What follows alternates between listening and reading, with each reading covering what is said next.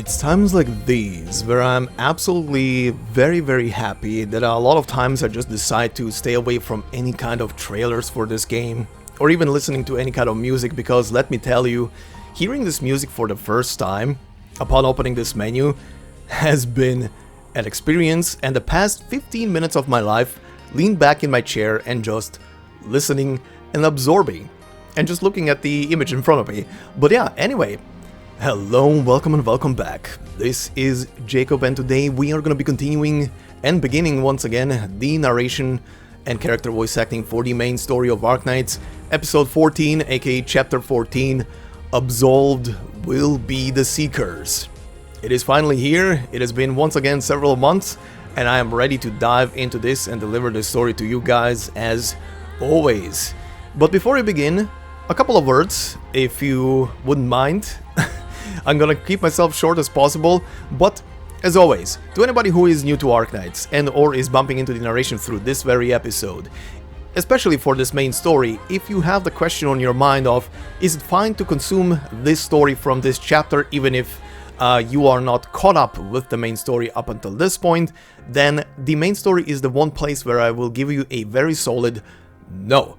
If you are not caught up, don't continue from here. If you don't know what the events were up until here, what the characters did, why they did it, I would not recommend it. The story, the main story for Arknights will not easily lull you into everything like side stories do, because this is a continuation of everything.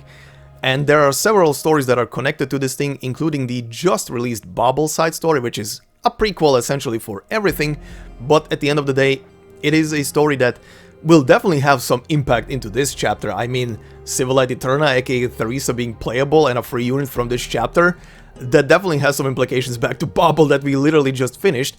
But yeah, if you are new to Arknights and haven't had the experience yet to go through the first 13 episodes of this story, I would recommend catching up. All playlists that you need are literally in the description of this very video. And hell, if you're completely new to Arknights, you can bypass a lot of the main story with the anime. Currently there are 2 seasons out. You literally just watch the first 2 seasons and you're all the way into episode 7 already.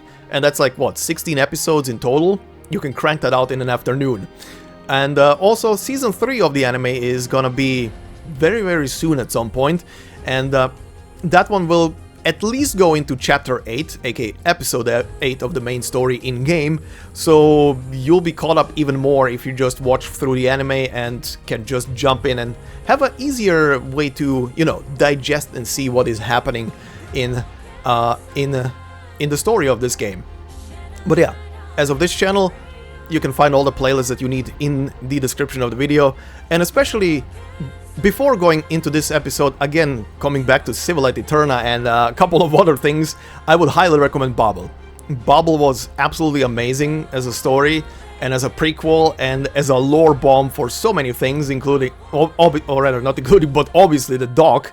You know, there's a lot. I would recommend it. It's literally gonna be at the top of all the connected playlists to the main story, so just hit it, listen to it, enjoy, and then continue with this, and you're gonna be much better off. But yeah, that's when it comes to that. Now, point number 2 that I want to go quickly over with is just quickly regurgitate a couple of thoughts I had, like old predictions I had for this story before we head in, because once again, I have not read anything yet, as of the recording of this intro at least. But back then, for chapter 13, I left with a couple of predictions. Most of them are just obvious stuff.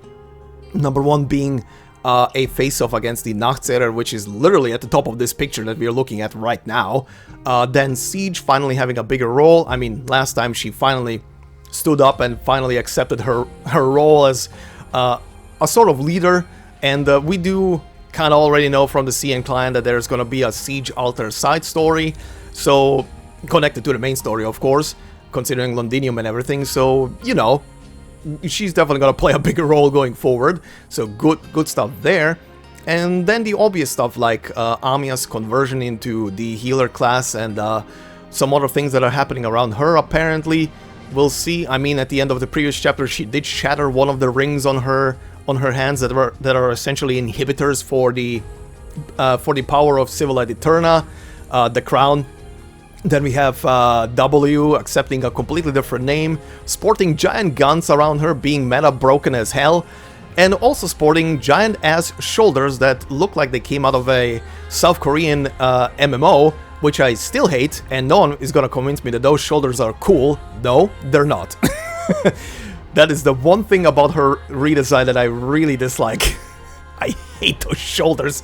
I hate South Korean MMO shoulders, I really do. They make no sense. They look sometimes cool, but they make no sense because the person under that armor is a twig. Anyway. And then Logos finally in his attire with Rhode Island attire and stuff like that. We'll see what kind of role he's gonna play. He has been slowly creeping in to be a bigger and bigger character in the whole story. And then finally, and the one actual thing about this whole image that is sending shivers down my spine, it's not the drowning people in the muck water, whatever is below their feet. It is not the probably Tika spirits in the flames on the side, or just people who have died in the flames of war. It is not the three characters in the middle. It is definitely not the stuff at the top. It is the dock here on the very left, looking away from the group into the flames, and Theresa on the right doing the exact same thing, looking away from the dock, from the group, and into the flames. That is the actual thing that is sending shivers down my spine looking at this image. And I have one big prediction, but before I get to that one prediction I gave at the end of Babel, or rather it is a two-sided prediction essentially, and that is because of the playable Theresa, Civilite Eterna. Pretty much was just speculating on how she's gonna become playable, and I suggested two things that could happen at some point during this story. One being, considering that there is, and this is a slight spoiler for Babel, but considering that there is a portion of Theresa's consciousness, or essentially her consciousness, copied into the crown, I kind of suggested that either one or two things are gonna happen because of it.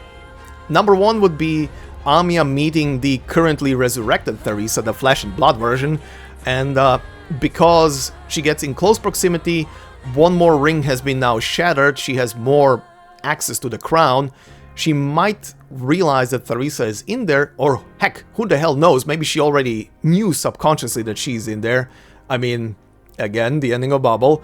But at the same time, if she realizes that Theresa is in there, maybe there's gonna be a moment of essentially copying or transferring the consciousness from the crown into that body, and we get a more proper, alive Theresa, and that explains it.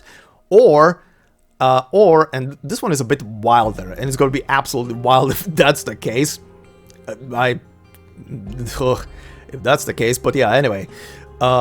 Conjuring or summoning up a simulacrum of Theresa, aka Civilite, or rather Civilite taking up a form of Theresa as a physical being, or just like a more denser version of a hologram or something through arts, could also be a thing. I mean, we already had like the characters who wield Civilite conjuring up, you know, weapons. Amiya conjuring up essentially through pretty much making a physical object out of arts, a sword, which was the copy of Shi Shao.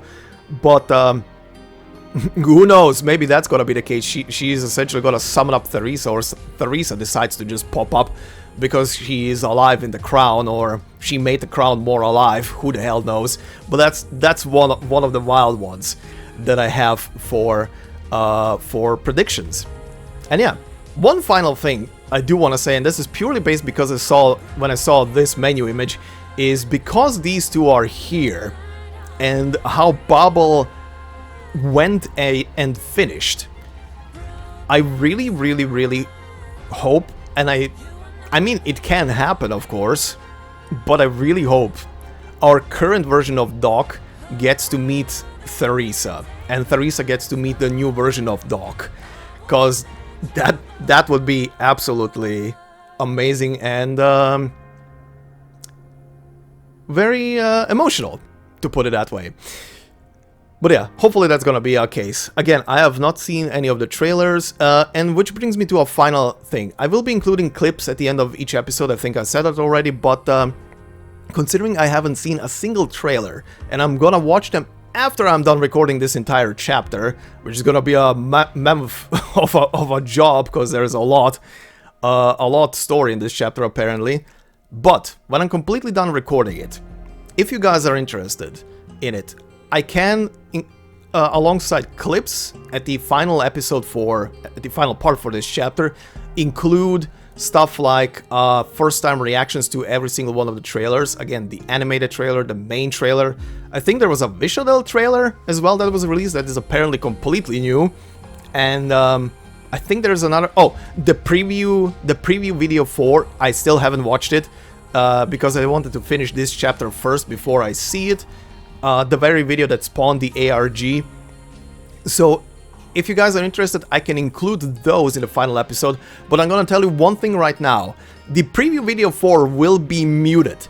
That thing is demonetization hell, and I don't wanna have to deal with that. So if I include that one as well in the final episode, if you guys are interested, it will be muted. And I will remind you guys when we get to that. Because I am not playing the music from that. But yeah, anyway, for now, how about we proceed? Wow, that was on a proper moment there in the song. But yeah, anyway, I will leave you off with my future self that will guide you through whatever we're going to be covering today and how much we're going to be covering. But for now, thank you and enjoy. Alrighty, and here we are. So, today we're gonna be covering in this very first part the story all the way up until the before cutscene on stage 14-3. Now, why specifically there? Well, I just wanted to have an episode that is roughly 2 hours long, cutscenes alone, so that is covering it. Pretty much, that's all you need to know. No specific reason, literally just the length of the video. But yeah, anyway, that will be our part for today. And as always, let's begin with our introductory cutscene on 14-1. Titled, Fallen from Memory. Prepare to seek the ending.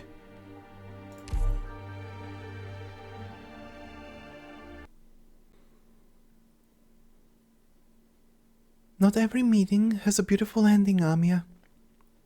A lot of stories end suddenly. A lot of stories keep us tossing and turning in our beds, and some stories end with a long, long sigh. In a wilderness without end, people meet and go their separate ways, but at a crucial moment when we cross paths, no one knows if we should really be saying such solemn goodbyes.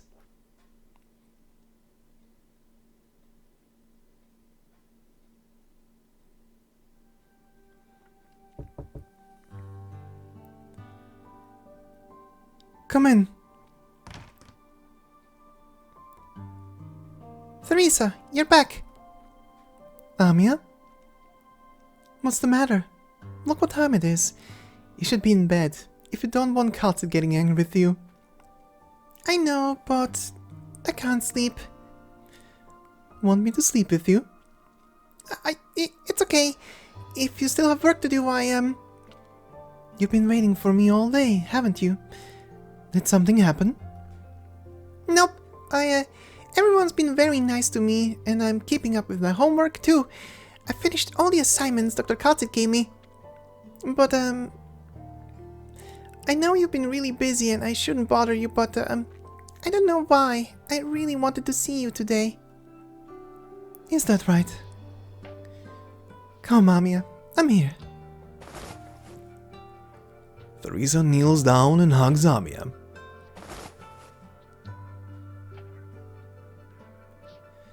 I'm here for you now. Alright. I saw you standing here, waiting by yourself while everybody else was gone for so long.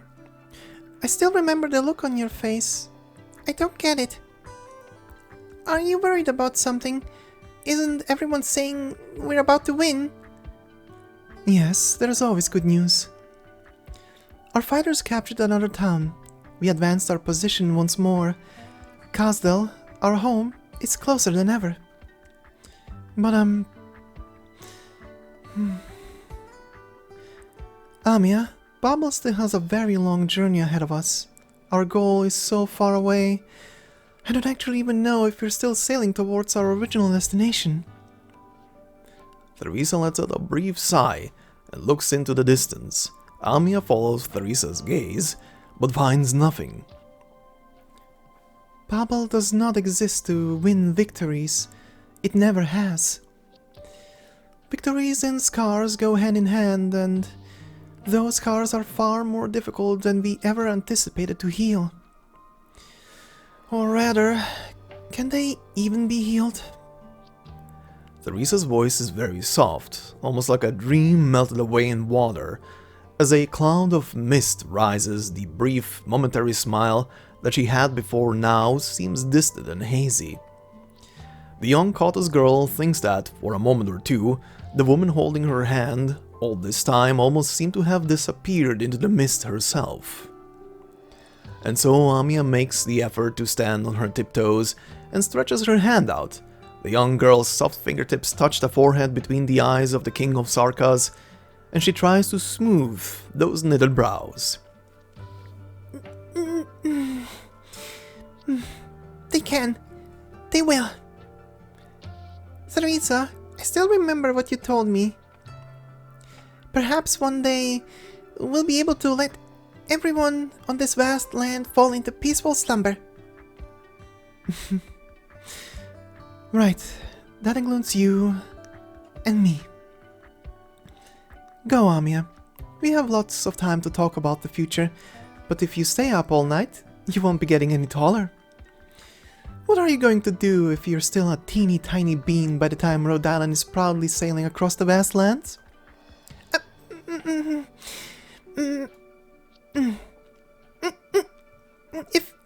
If I point my ears up, I'll look taller, won't I?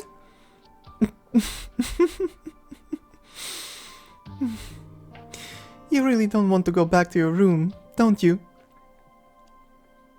I'm not being naughty. I'm just, Alright, let's not that calcit then. You can stay a little longer. It's been a while since I told you a story, hasn't it?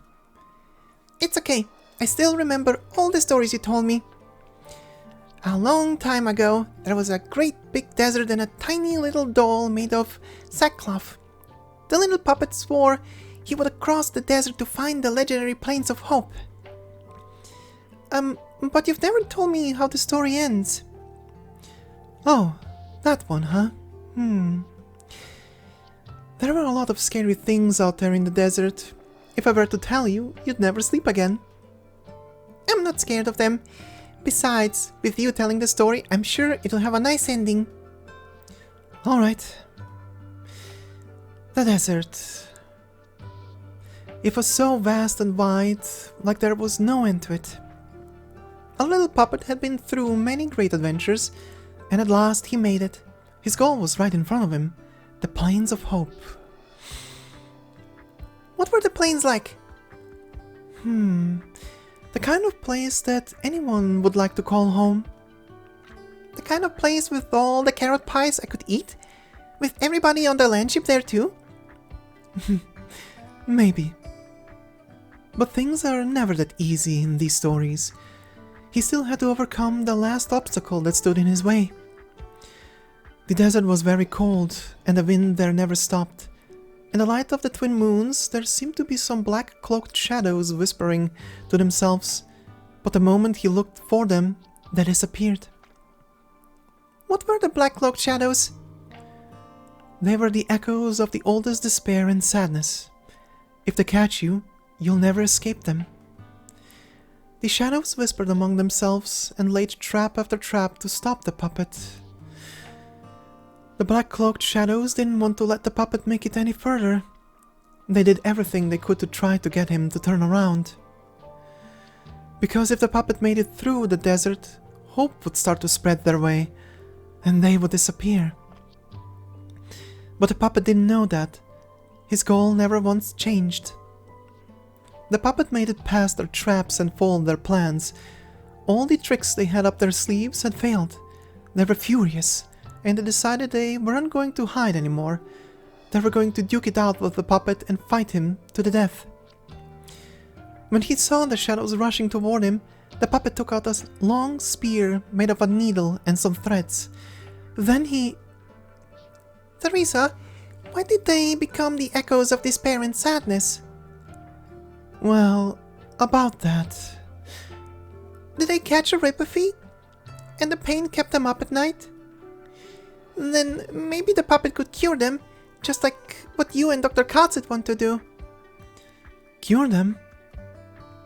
If the puppet cured them and turned them into, happy and peaceful shadows, then everybody could go to the plains of hope together, right? Were they born baddies who like to scare people? No, dear, of course not. The puppet found out that they all had wounds on their bodies. It was the wounds that turned them into who they were. Couldn't he fix them up with his needle and thread, just like what you always do? Maybe. Perhaps it's worth a try.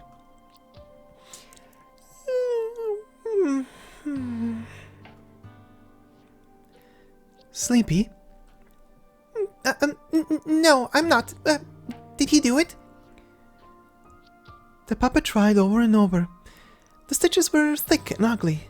The black-cloaked shadows were livid. What happened next? Maybe. Peace and happiness don't really come so easily. But in the end, they decided to let the puppet go. The black-cloaked shadows watched the puppet walk into the distance. They decided they'll let the puppet give it a shot, but a big river stood before him. He didn't even know how wide it was. All he knew was that he couldn't see the other side of the river. He knew that the plains of hope were on the other side, but there weren't any boats nearby. There wasn't even a decently sized front. What do I do now? The puppet thought to himself, and he decided to see if he could swim across. But, he's a cloth puppet.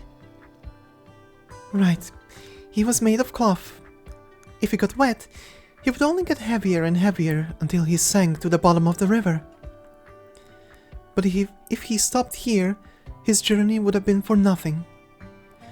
He leapt into the water and found that the river was cold and salty, like tears. Apparently, a lot of people across the lands wanted to go to those plains, but not one of them succeeded. It was their tears that formed this river. The puppet finally understood just how many people shed tears over this.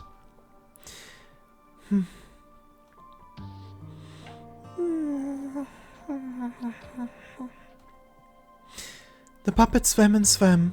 He felt his body slowly soaking up the tears. Did the other side of the river really exist? Perhaps the shadows were right. It was called the Plains of Hope because no one could truly make it there. People speak different languages and their hearts are not connected. Home.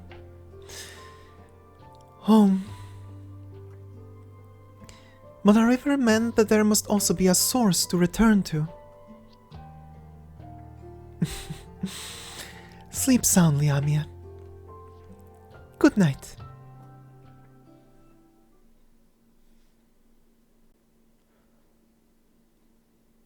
Amiya has no idea how she got back to her room. That night, she slept very soundly. Did the puppet make it across the shore? What happened in the end? A ravine suddenly appeared. Just like that, the two sides have lost contact.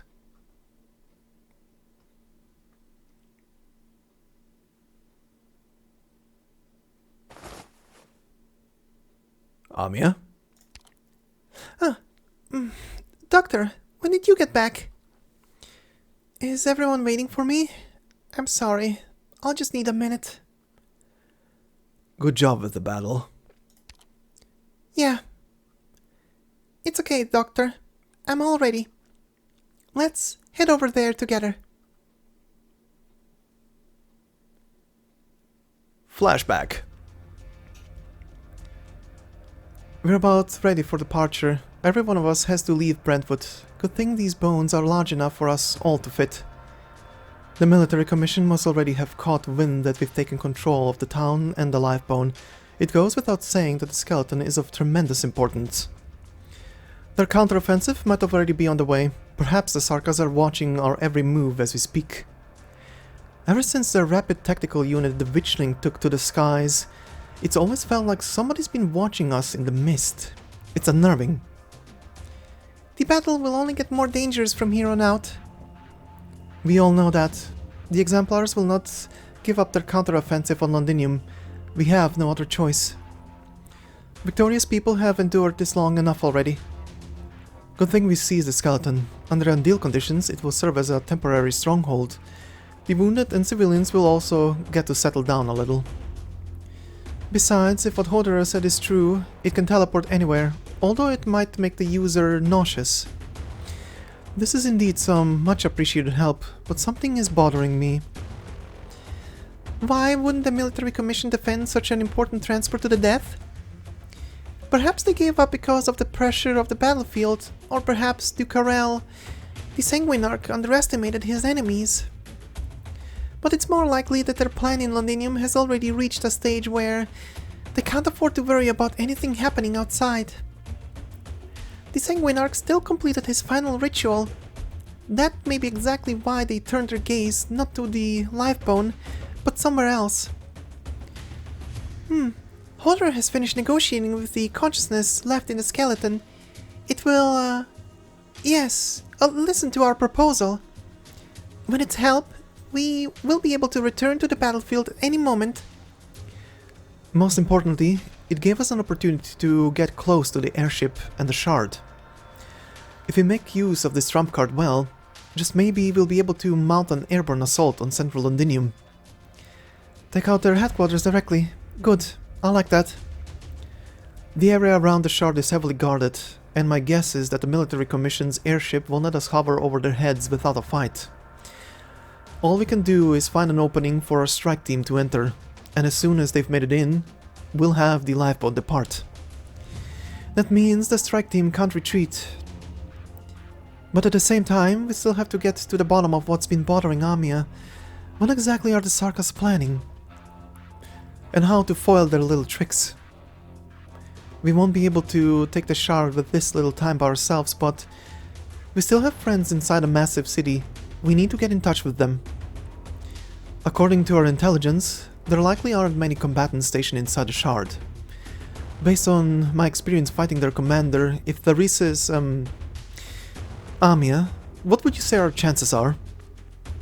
No, we should avoid a direct confrontation with him at all costs. No one is strong enough to single-handedly defeat Theresa's.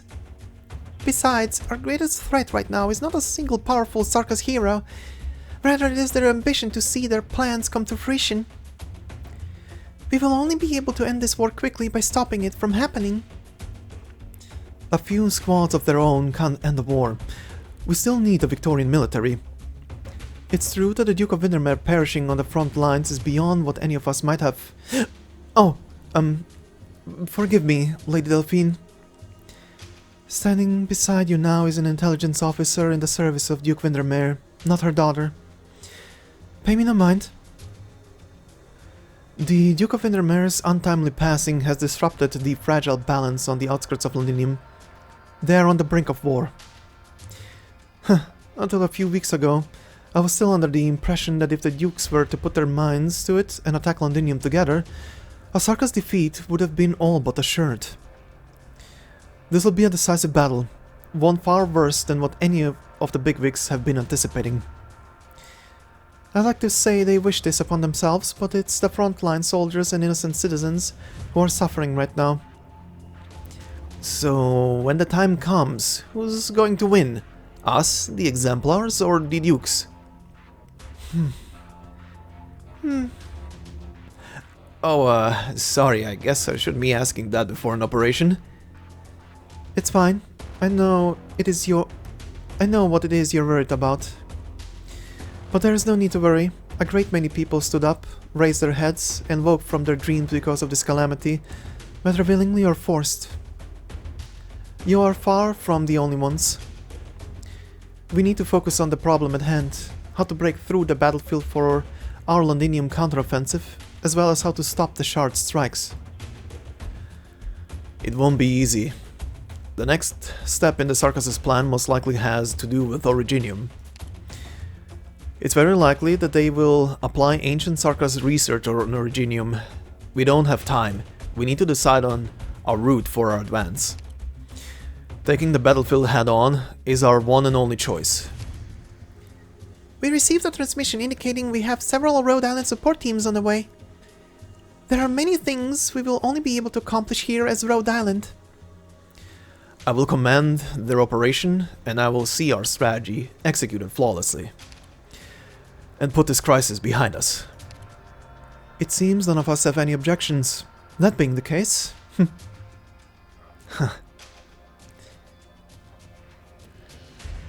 Everyone turns to Amiya. Suddenly you feel a hint of relief, gratification, excitement, and pride. After all, you are standing right beside her. This war has come to a head, and Theresa intends to use some more decisive and forceful means to tear Victoria to shreds. This has nothing to do with whether the Sarkis truly have a right to revenge. It has nothing to do with whether the nobles may bear this heavy burden for Victoria. If we solve all our problems by destroying our enemies, then this land, plagued by war from the beginning, has no hope. The Confessari and Theresa are there, at the heart of Londinium, toppling this empire standing on shaky ground.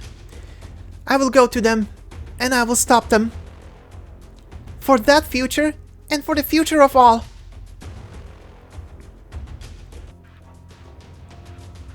Back to present. Isn't a big gap like this a waste? I got some real juicy explosives from closure and have to pack every corner of this place full. Huh. And they're still cooking up this stupid idea like mounting an attack on Londinium. This is the military commission we're talking about. Who knows what tricks Theresa's got up his sleeve? So? Bomb the place, straight up! Why do you think the military commission went through all the trouble to hide the skeleton, instead of treating it as a second airship? This thing is fragile. It's only thanks to the witchcraft device that we can communicate with the Faramund's lingering breath of life. An attack, no matter how weak, could spell the end of it. You think I'm talking about dropping bombs out of it? I'm saying let's make it the bomb. A bomb that can fly just about anywhere it wants. That can fly right into Theresa's face at any moment. The perfect bomb. What? You're still thinking about letting it take us back to Casdell? If you don't deal with Theresa's, we aren't going anywhere. Let's take the simplest path to solving our problems here. Got something to share with the class? Nothing at all, but I didn't expect to see you so tense. Should I teach you a few deep breathing techniques? Huh? Whatever, W. Get in the right frame of mind for this operation.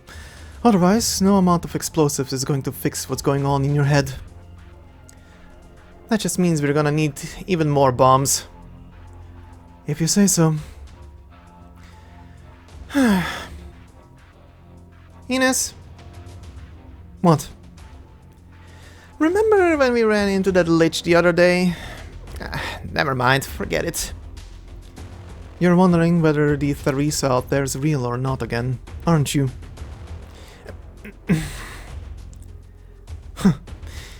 Enough of that already. I'm not the only one you need to convince. I wasn't the one who called her a fake First Eater. Did I ever tell you your arts are disgusting? I didn't need to read your shadow. You've been pretty anxious for a while now. What will you do if you run into her again? I told you. It's a fake. I'm gonna kill it and be done with this. And what if it's not? Then I'll rescue her and get to the bottom of everything. That's Theresa. I know. I think you don't. You haven't figured out how to treat Theresa, how to handle an enemy leader. That's a taboo, and you know it far better than I do. For fuck's sake, Ines. You know what pisses me off the most? I remember a lot of stuff. I remember the crystal on the head of the old fart who taught me how to make explosives. I remember the prices on your heads. I remember how Her Highness wrestled with the door, and how Katsit once got her hair caught in the same door. I remember all these things that don't fucking matter! But I don't remember. I can't for the life of me remember when the last time I saw her was, or even what we talked about. Yeah, I barely ever had a normal conversation with her. There were so many of us on the ship. I was small potatoes, and she was Babble's chairman. It was probably a joke, some silly complaint or nagging. But it definitely wasn't a goodbye. This time, I'll make up for that and say it. Then I won't forget. Anyways, I've gotta get my mercs checking out their equipment. This is gonna be one hell of a job. Whatever you say.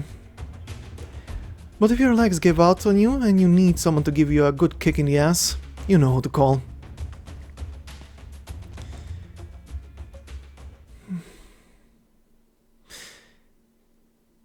Yeah. This nightmare has gone on long enough. We should be looking straight ahead.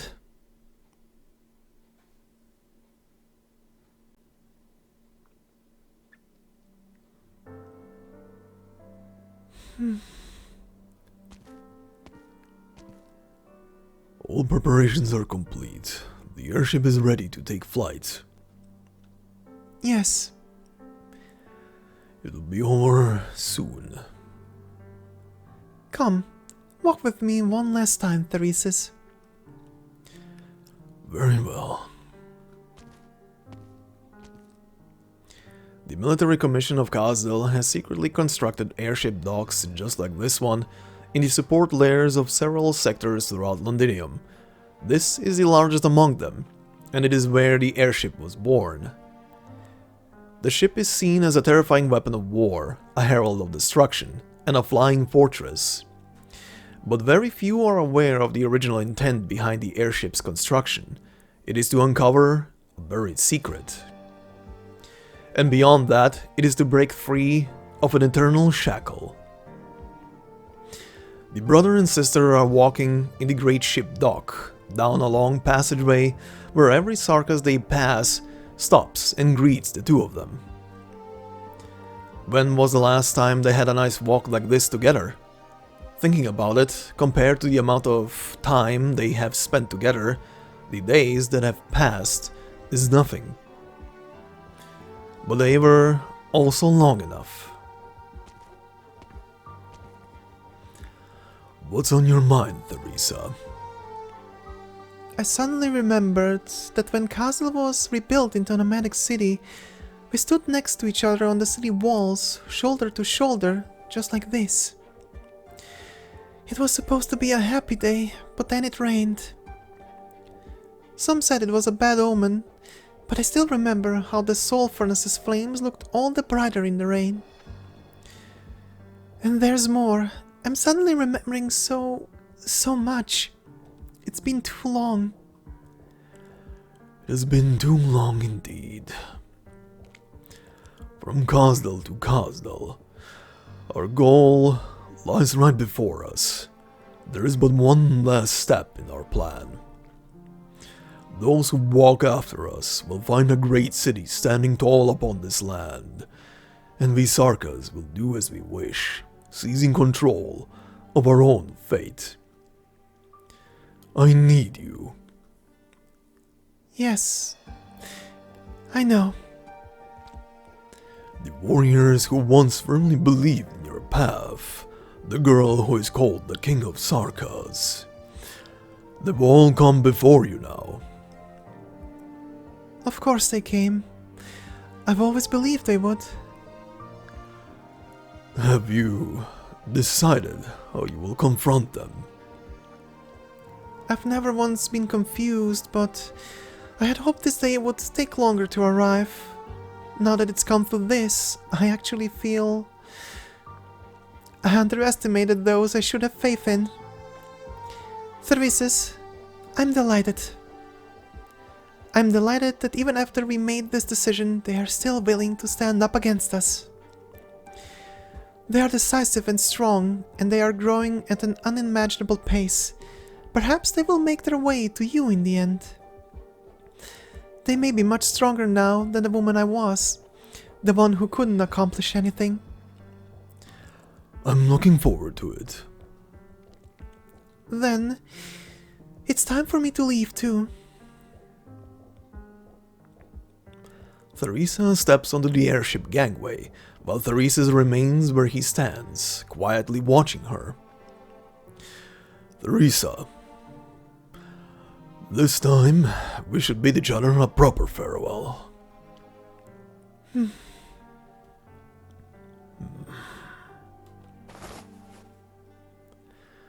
Theresa reaches her hand out and smooths out the creases on Theresa's cloak. Both of them, in an ancient Sarkas language, goodbye. Goodbye.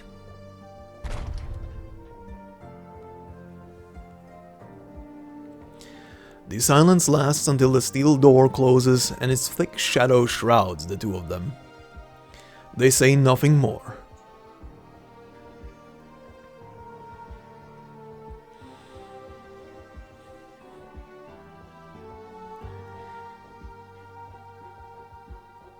The pulsing of the myriad souls is ceaseless.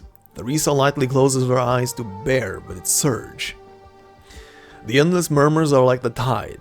It exhausts, it drags those within it ever downward, and it suffocates. Perhaps within it once existed brief moments of happiness or the occasional delight, but there is simply too much pain, so much that the pain permeates every word and sentence. Oh, myriad souls, even though I have almost completely exhausted myself, I still cannot see the other side. Shattered hearts abound on these lands. And so, even if I have only grief at my disposal, even if my body was wroth of tears, be my oar and be my ark. Let tears carry tears, and let suffering lift up suffering. It's time that we set sail.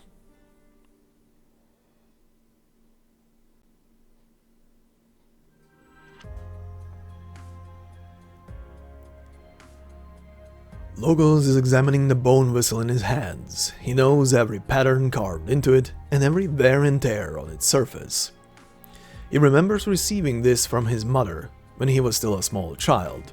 Its sound was not nearly as sonorous and vivid as it is now. So this is a Banshee's bone whistle. It's my first time seeing the real thing. Banshees are a rare sight among mercenaries to begin with, much less one with a bone whistle. That said, I've heard plenty of stories about bone whistle.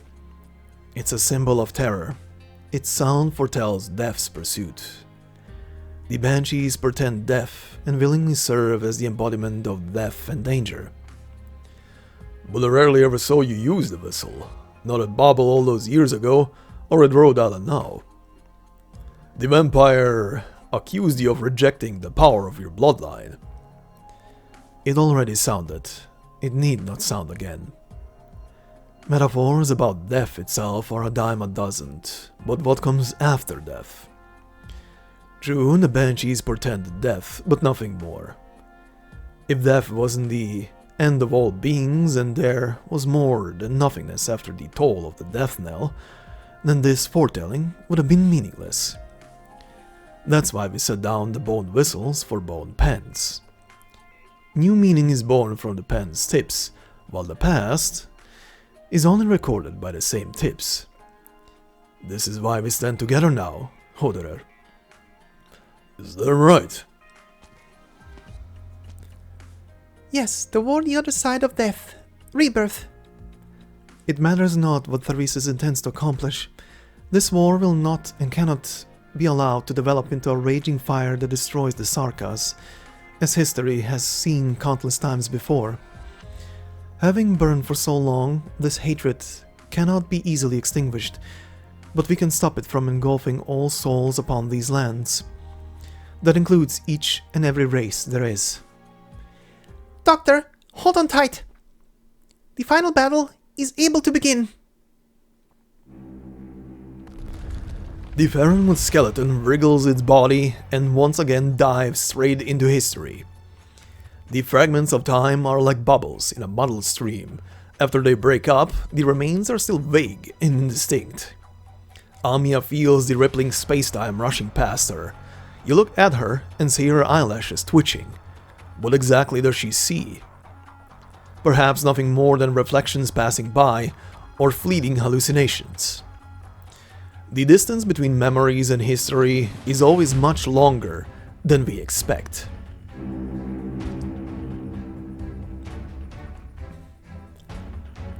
Countless sceneries, both ancient and modern, sweep by under the Farenwood's frame. Those who find themselves within are astonished by this advancement of regression of time, the disasters that unfold before them, and the happiness in their hands. But when looking upon them from high above, perhaps these sights have never actually changed. Then the illusion grows much stranger and more twisted. A seed is rapaciously absorbing nutrients. It writhes, whimpers, trying to tear away all fabricated representation. This creation, far beyond human comprehension, waits silently. The slightless movement is enough to rend the continent and allow the crystals to proliferate.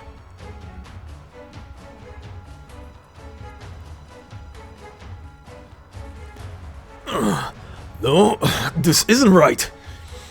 This isn't the Farenwood's power. The sky is burning red.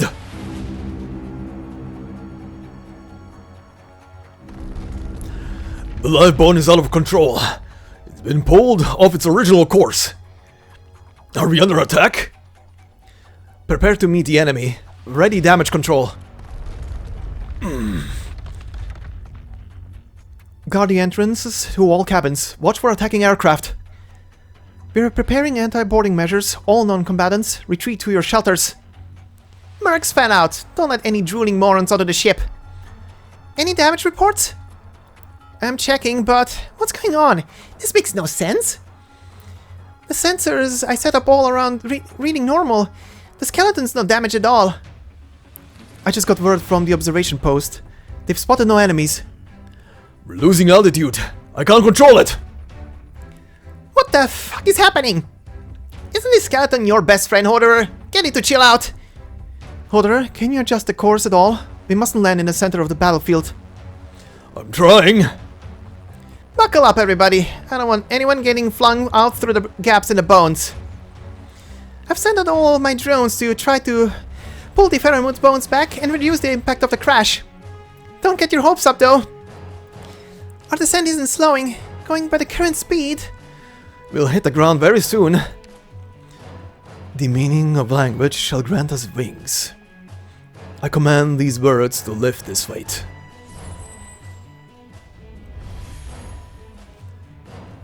It's working. Keep chanting your incantations, Banshee. Horderer, keep steering us north. There's a valley there. We should fit right in. I'm on it. The link with the Farenwood is fading. I can't control it much longer. Monster. Protect the doctor. Prepare for impact. This isn't exactly comfy. Its claws are digging into me. Calm down, Doctor. You'll be fine. Amiya, how are things going over? All the wounded and civilians have been relocated. Feist and Rockrook are working on getting the transport secured. Got it. Ines, my mercs have anything to say? They're all here with me, working on getting some witchcraft going. We'll need a little more time. We should be able to withstand half of the impact's force. Tell Horderer, these bones won't shatter here. The well is in sight. Our angle's not quite there yet. We need to turn left by another 20 degrees. Last chance for adjustments. 20 degrees, I'm certain of it. All hands, brace for impact. The rest comes down to luck. 10 seconds to impact. 5, 4, 3, 2, 1.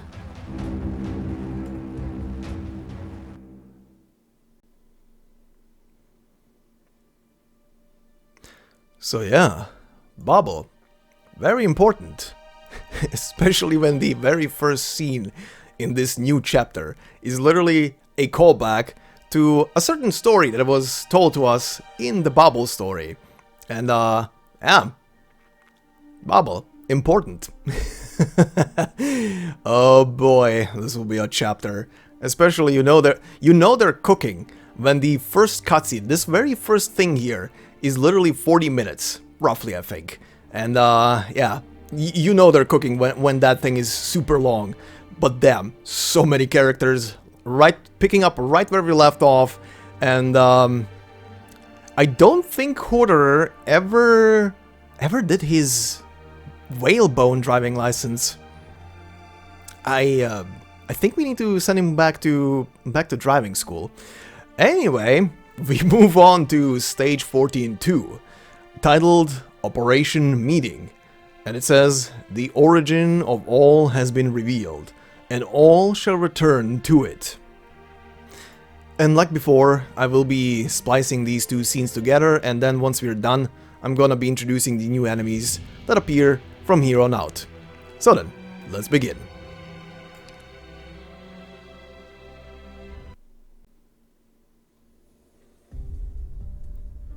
"30 minutes earlier. Underground structure Highbury Borough, Londinium. You're back. How are things up top? Same as ever. Maybe worse. I used to be scared of those devil mercenaries who ask you for a smoke. The worst you'll get is a slap on the face if they feel like it. But now, it's all monsters you can't even describe that'll turn you into a puddle of blood without so much as blinking. You know what?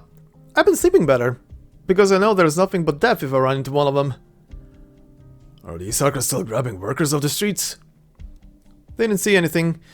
We didn't dare go too far. Doesn't seem like the Sarkas are interested in running the city anymore. There's no one maintaining public order. They couldn't fully occupy Londinium, could they? What use is it to them? Are they really planning to drive the Victorian capital all the way back to Casdell? Who knows? Honestly, I haven't a clue what they're trying to do. Why go through so much trouble if they just want to kill everyone? How sad. Those who betray their friends for a better future are soon betrayed by the better future. No one expected things to turn out like this. You know we didn't mean to. Let me guess. You mean us no harm, but handed us to the defense force out of fear. How kind and gentle. You all deserve a medal. Catherine, we Save it. I don't have time to dig up old grudges. Not that it would help anything anyway. At least you didn't gift wrap my head and fists and give them to these Sarkas. The question is, what do we do now? We can hide here. We know the underground passages better than the Sarkas. That's your plan, Tommy? Live underground for the rest of your life like a toppy beast? Why don't you just go hide in a coffin then? I don't blame you for what you did. Given a choice, no one wants to go to war. But war is here now, right here in our homes.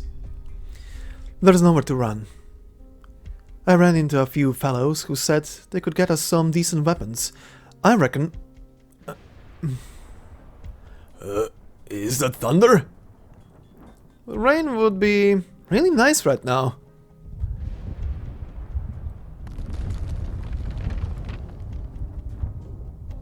Why is it shaking? Is Londinium on the move? But the mobility level is, Something's not right. Let's head up and see what's happening. Be careful.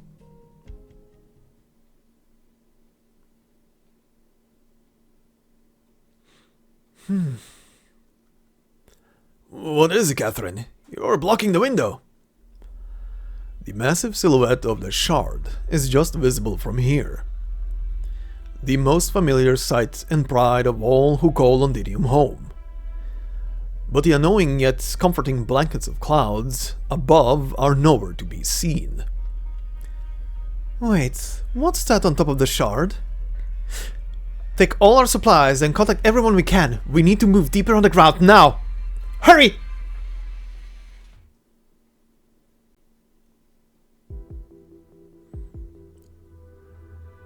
"15 minutes earlier. Silver Rock Bluffs, Londinium outskirts.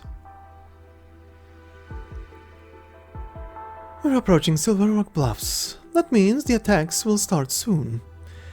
When I first heard Wellington's plan a few days ago, do you know what my initial reaction was? You thought it was too ambitious, Your Grace. Ambitious?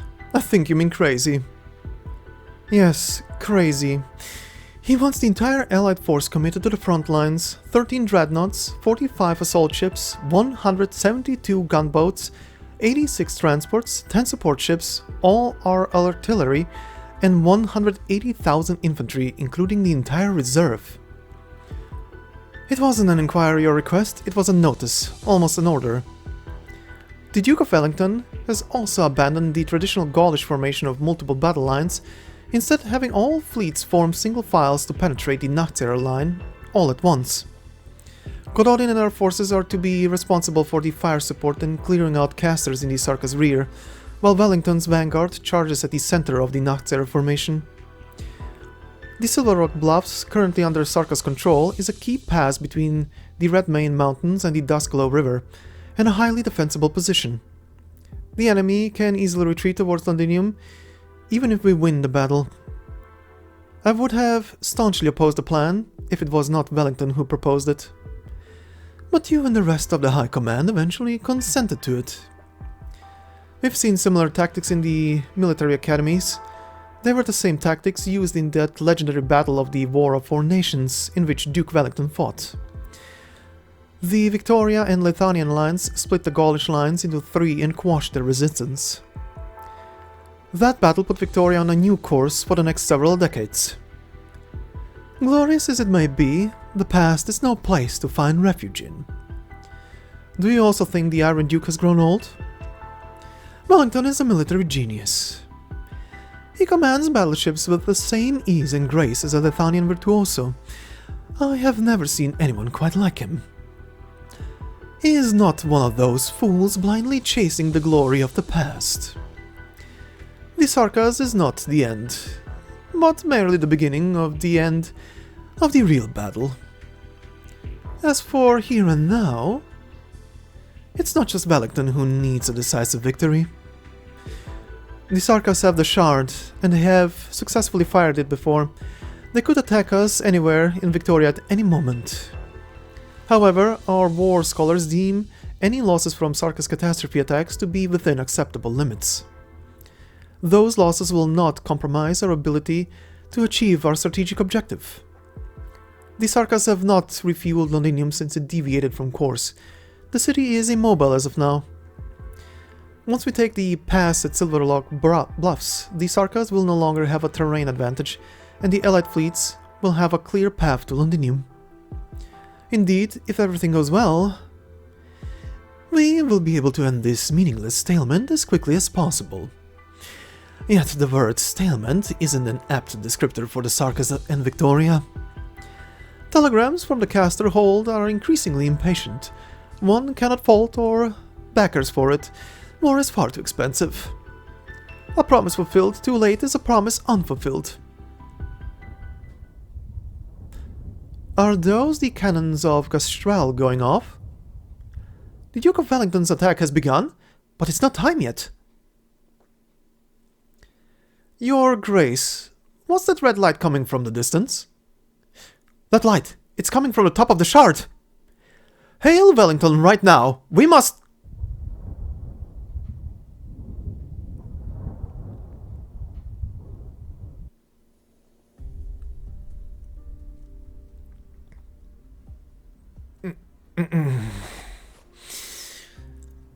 Ow. Doctor, are you okay? The doctor will be fine. Monster absorbed the brunt of the impact. Where are we? How are the others? The good news is that we fell into a canyon. Our precise location is uncertain, but we're at least a distance from the worst of the fighting. Closure, Horn, and Siege have gone out to scout our surroundings. You should be briefed on the specifics soon.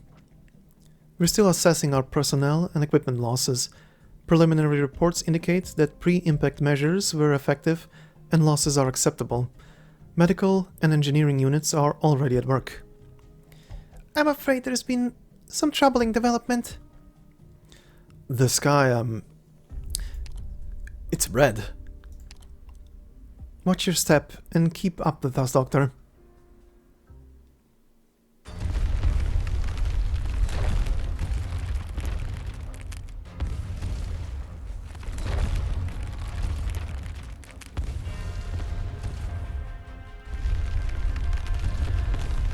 Suffering extends its reach to every corner the eye can see. From the top of the shard, Originium spreads like a plague, devouring, assimilating. Buildings, ships, armies, Originium devours all and quickly expands. An unprecedented calamity indeed, one that puts even the most terrifying catastrophes to shame. And yet, an army marches through the roiling Originium crystals, its tattered banner visible even from here. Suffering is but a marching order for the Sarkas. The ever-hungry procession of Sarkas advances to the horns of wailing, sinking their teeth and claws into any enemy they find.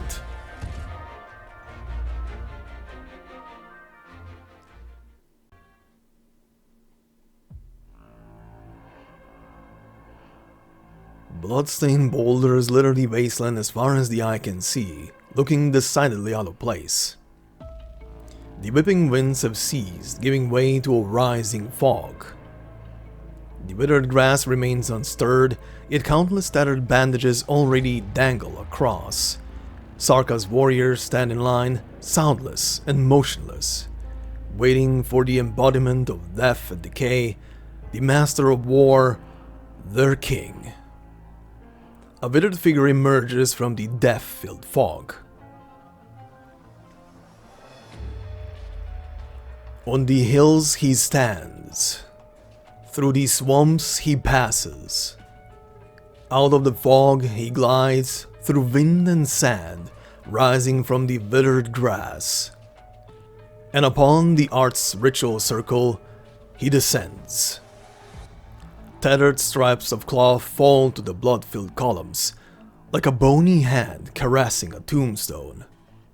Only the most seasoned warriors recognize that the Nazir's tattered ribbons, like the banners of Kazdal's walls, belong to generations of ancient Sarka's tribes. Their form ragged, their symbols recognizable, but their scent of war unmistakable.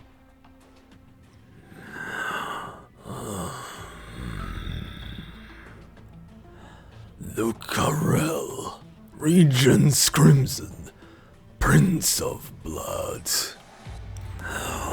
We were never close.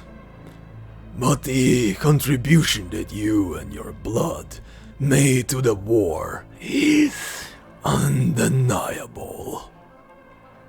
I bear witness to your glory and shame. Slayer of the Faramoods in the Mist, Jailer of Time, Usurper of the Royal Court, Executioner of Kings. You denied the path that we now walk. You've denied the meaning of the Black Crown.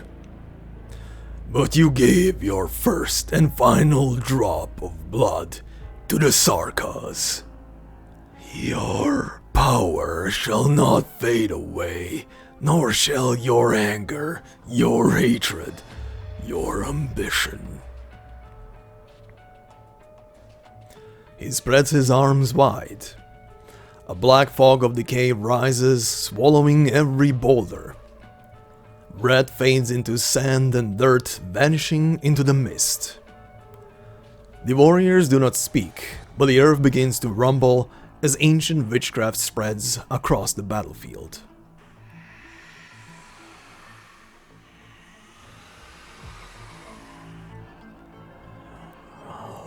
War, we nourish you with our best. Their blood and bones at your behest. We are the living and the dead. Together, we march as one. The black fog dissipates. A drop of blood forms at the tip of Nezalem's staff. It is the purest blood, the only blood that death and decay cannot touch. This is the blood of Tikas. It evoked the call of Amnamnam, but was lost in the battle's art circles. The confessaries searched 70 of them without finding it. But Nezalem, your highness, you have found it for the regent. The drop of red liquid drifts towards Salus and enters her wrist. Keep it safe, confessarius. Of course, I vow to protect it with all the strength of my bloodline. My life. The vampiric art circles are still active. What of the sanguine arc of vampires? The purest bloodline, the cruelest of the sovereigns, the pride of the Sarkas. Did he really die so easily? At the hands of the young banshee and the rabbit? He has not joined the myriad souls, but away has he drifted. What a shame to waste so much blood.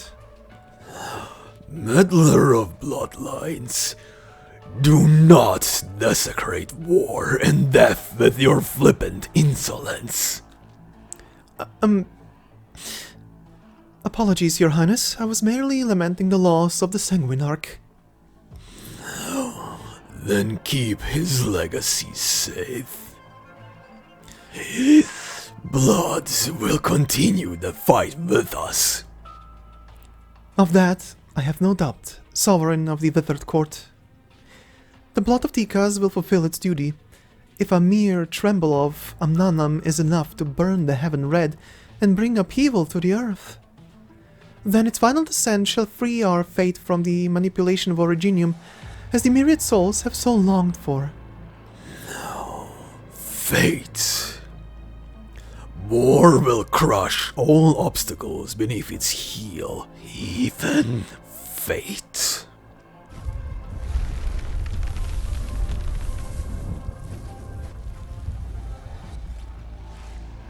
The Deadwood throne rises, attended by innumerable war altars, casting a massive shadow on the battlefield. Silent columns of warriors step into the strange catastrophe, continuing their advance. We will advance before the storm, both the living and the dead. This war belongs to all Sarkas.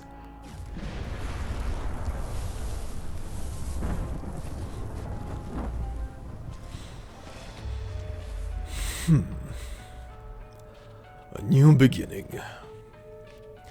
Another quote from one of the sovereigns, General. No. I was simply reminded of the furnace at the center of Kazdal. Oh, the big one? I witnessed many feedings before I came to Londinium.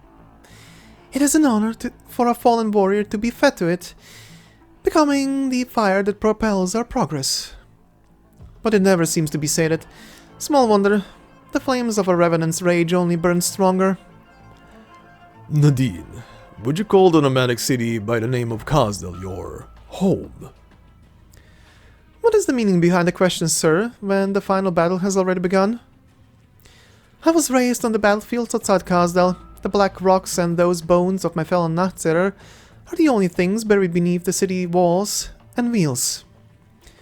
Where is home, if not Kazdal? Yes. What other answer could there be? The future is lined with uncertainties, but this much we know. This war ends where a new beginning emerges. Have you made contact with Ursula? No, they were very thorough in mopping up Brentwood. Just as you predicted, our casters have picked up the trail of the Farenwood Skeleton's movements. They considered attacking Londinium, attacking the Shard directly. I gave them a chance. Far too many chances. There is no question that Major Ursula has been negligent in her duty. She had better have a good explanation, if she lives to explain. Have you located the skeleton? We have a rough idea of its location, but it will take time to find it on this vast battlefield. Should I take a squad there, personally? No, I will. We will retake the Farenwood spine or destroy it. It must not fall into the wrong hands again. You're going yourself. Those mercenaries have interfered too much. They must be eliminated. Before that, though, we will finish the ritual. Our Nachtseher ritual. I didn't think you cared much for tradition.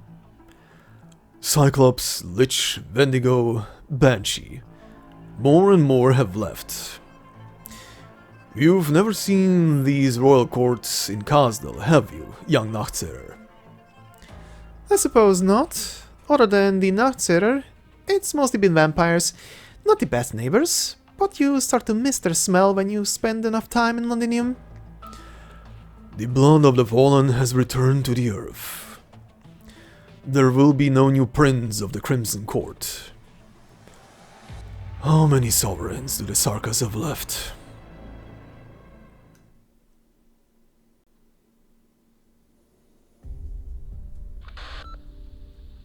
Logistics to command. We've encountered a catastrophe near Sufriron Chasm. At least I think it's a catastrophe. We're being drowned in a tide of originium.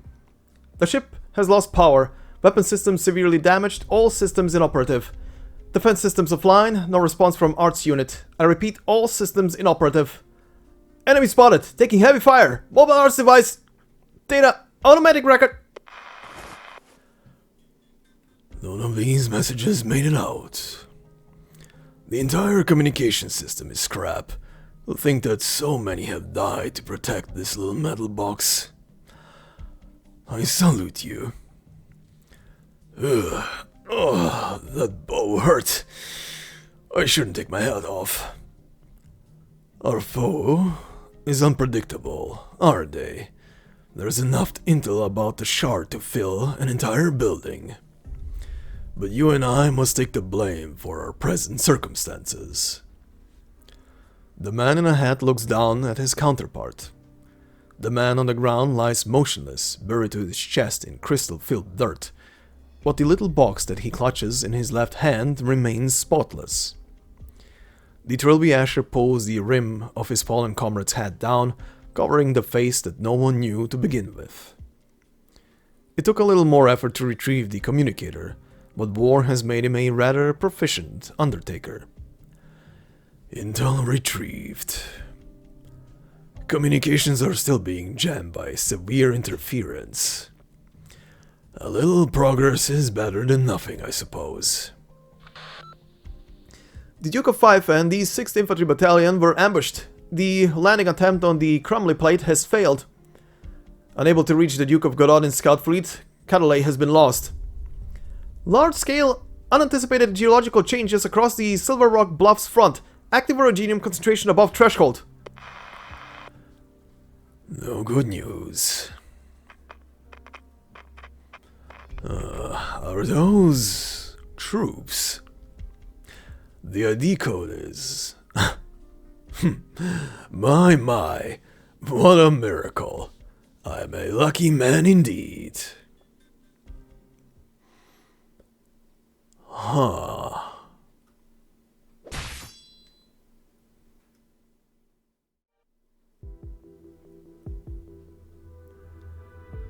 Three hours later. No sign of the Sarkas troops. The Lifebone is a big target, and we would have left an even bigger trail behind us as we fell. I'm afraid that they'll catch up to us sooner or later. Closure, can you confirm our position? I can only really get an approximate orientation with these maps I've got on hand. Damn it, still no response. Ever since the skeleton crashed, all our comms went down with it. My drones can't fly too far either. I've never seen this much interference before. Wait, I think our drone just found something. Over there!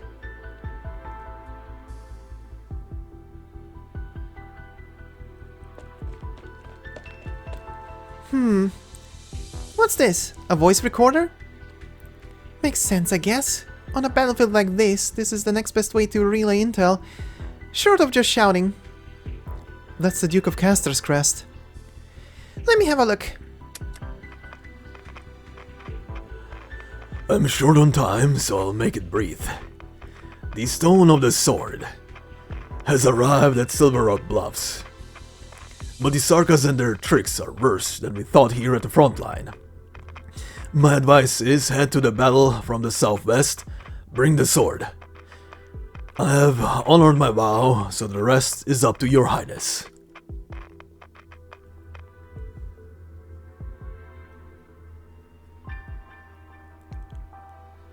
No change, no improvement. Can tell your new pal that if it doesn't get back on its ass soon, I'm going to break whatever bones it's got left, one by one. It's long dead. Not like you can feel pain. Why not pick something more meaningful to vent about? The skeleton's voice was already ebbing. After the crash, it had stopped responding altogether. The nerve bundles are withering. We've tried everything we can think of. Lubricant, supplements, even some crazy witchcraft I've never heard of before. My verdict is... Right now, it's nothing more than a colossal and breakable skeleton. It can't be dead, can it? I mean, it's already a dead Faramut. You're telling me it can die again? Hey Ines, pass me the mine over there, the one wedged between the bones. Glad you asked, nearly stepped on it. And also, what kind of psychotic idea do you have this time? Oh, just following your suggestion. I'm gonna go find a proper target to blow up. Isn't that all a friend of yours supposed to be the skeleton whisperer or something? I'm sure she's still got an unbroken rib or two, so she should be able to talk. Maybe.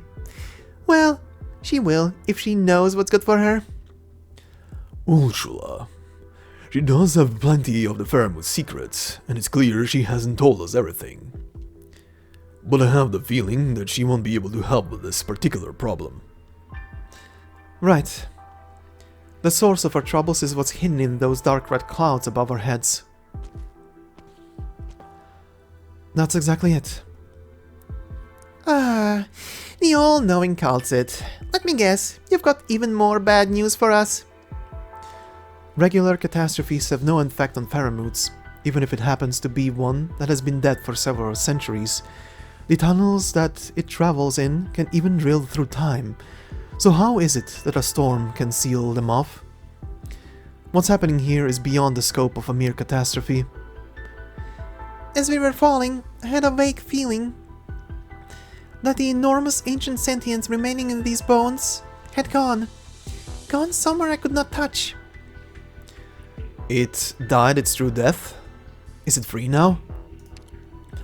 Our connection with it has been severed. It might only be temporary, but if it takes too long, we might lose control of it for good.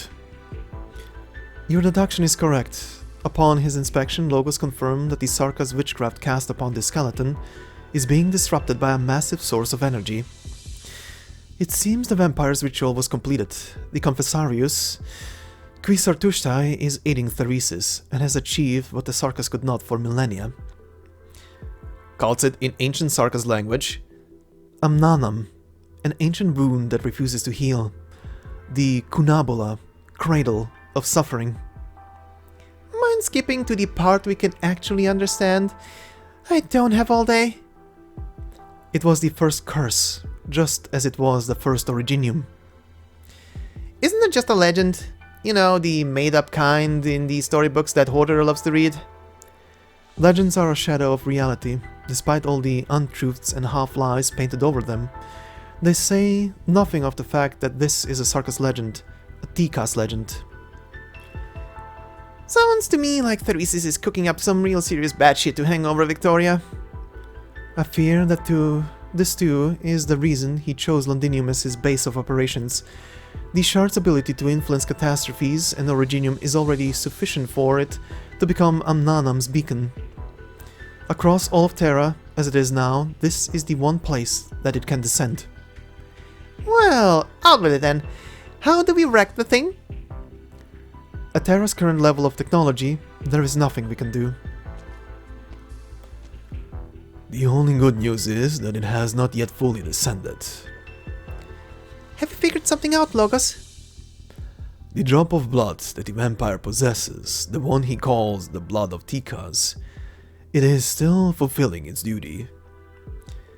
The reason why Amnanam is able to leap across millennia and descend once more is because of his prayer. The Blood's master has fallen, but the connection veins hold steady. If we are to prevent the re-emergence of Amnanam on this land, we must break the vampire's curse, quelling the hatred that resides in this drop of blood. I think I can give it a try.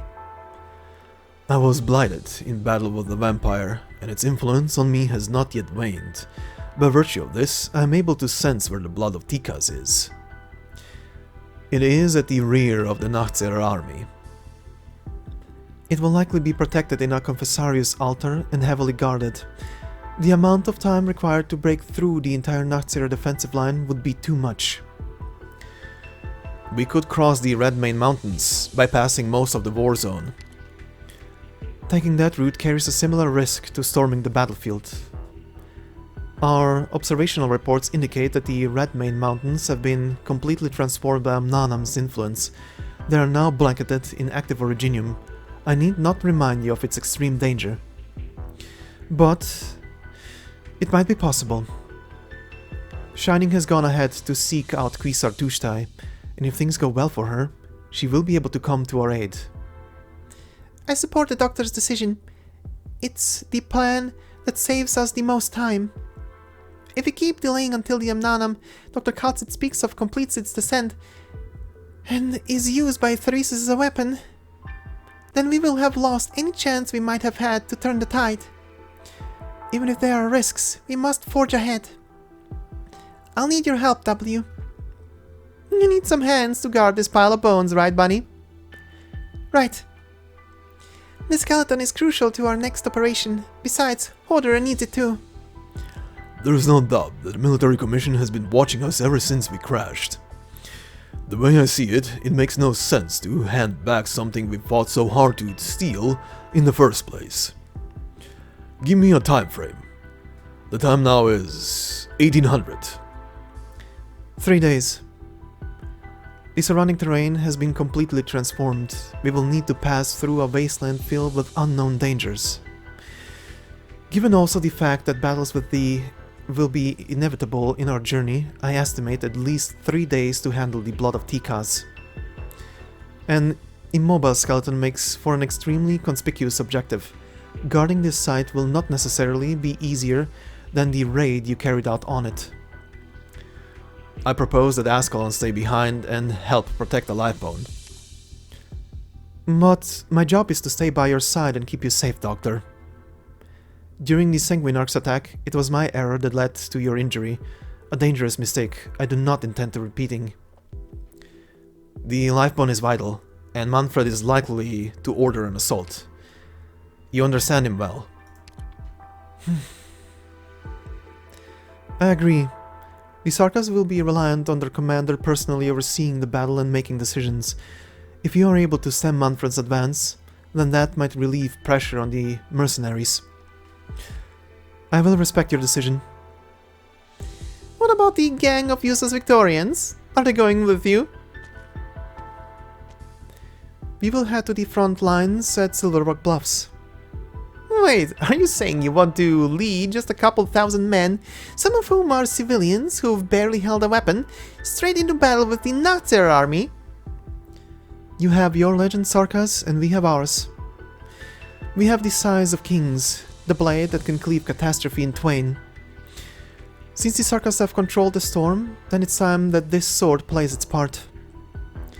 You have been contracted by the Duke of Castor. An invitation, to be precise. It is as we surmised. Since the Sarkas started their strange doings, the Victorians, or rather the Ducal Alliance, have been heavily hit. Castor... no, the Grand Duke ought to have figured out exactly the kind of circumstances Victoria has found herself in. We've all seen those altars spewing that red light, or any light for that matter. As it stands, Londinium and all the battlefields surrounding it have become a giant art circle. This is how the Sarkas fight. Not like Lethanian, not like Ursus, not like any other nation's tactics that we are familiar with. The Trilby Asher will have told Castor that all the intelligence they have gathered so far is useless when it comes to the Sarkas tactics. The size of kings. No longer will this piece of steel I hold in my hand be merely a leverage to get Castor back to the negotiation table. It will turn the tide of war, bringing true change to the battlefield. None of us knows when the next catastrophe will strike. I don't know what form Castor's Stone of Sword will take, but no matter if it's a square room on wheels or an odd contraption on an officer's back, I'll find it. If we can quiet the storms, then I dare say that the battle will become somewhat more evenly matched. From Sophrior Chasm to the front line at Silver Rock Bluffs, it will take you 2 days, even if you follow the road that the Dukes have cleared from the westbound forest of Gibsonham. The Duke of Castor would be more than happy to snatch away these size of kings, if afforded the opportunity. It will allow her to lead the Dukes in this difficult war and move her one step closer to the throne. And she will not be the only one attempting to do so. I am aware. The Duke of Windermere has died in combat, and her troops have retreated from battle. If any other duke withdraws their forces, the scales of war will be tipped even more against us. The war will drag on, Londinium's restoration will be delayed, and more blood will be shed.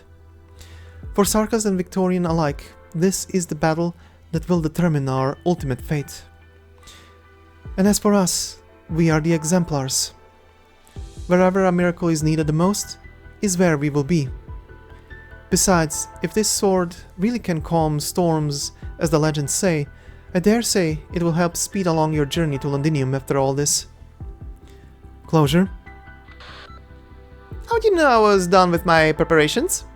To keep things short, your ever-reliable Chief Engineer Closure and her team have come up with 7 different plans to get around the comms interference. This equipment of mine has also started analyzing these super catastrophes, trends and impacts. Originium-triggered reactions always leave a trail, no matter how intense they are. Things like dust concentration, activity index, and then there's spread conditions.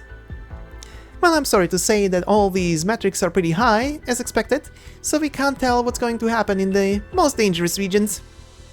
But we can deduce which part of the battlefields are safer, relatively. That is, of course, if we can go deeper into the heart of this battle and obtain more data. Misery's agreed to be our bodyguard, but since you guys are already heading over to where there's most activity going on, I figure we might as well tag along. So, could we trouble the exemplars to look after us? Gladly. We are duty-bound. Making sure that things don't get any worse in is Rhode Island's mission. Right, Calcit? Thank you, Closure. Doctor. Let's both go with Amiya.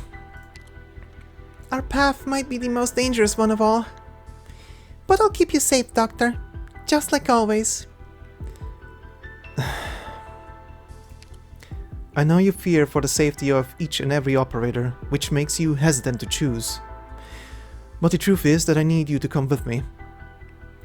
So we can go behind enemy lines together? So that we can deal with the altar problem?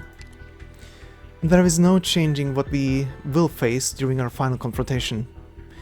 Originium has shaped the history of the Sarkas just as it will shape the future of us all.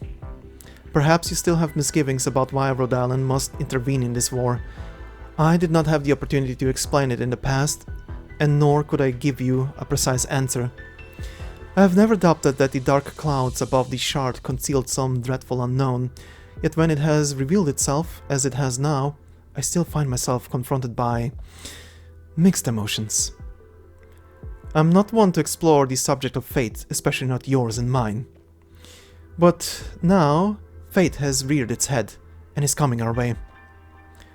Calls it... You don't sound like your usual self. Originium's effects are far beyond any of our comprehension. Our? Even yours? Of course. Doctor, I hope... No, I believe. I believe that you are still the one who can change everything. I've never had any doubts either. Doctor, I think we should get going now. Alright, let's go. Not gonna ask me for a 21 gun salute. Take care, W. Look, little bunny, I'm not like the sheep over there. I'm real hard to kill. The exemplars are ready. Glad to hear it, Siege. Remember, everyone, time is of the essence. Every minute, every second on this battlefield, there will be people who are suffering because of Originium. Our mission is clearer than ever. Stop the spreading of Originium. Stop Amnanam. Right. And then we plunge into the darkest depths of the fog. To Londinium. We'll bomb that tower and grab Terra's biggest bastard out of the rubble. We'll stop the disaster before us, and any more yet to come.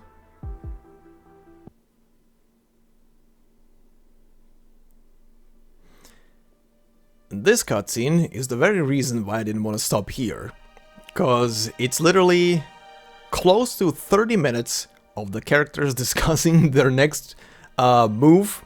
It's interesting, but at the same time was like literally 30 minutes of the characters just talking there, and I was like, you know what? Yeah, let's do one more. Let's do one more. Let's see what happens next.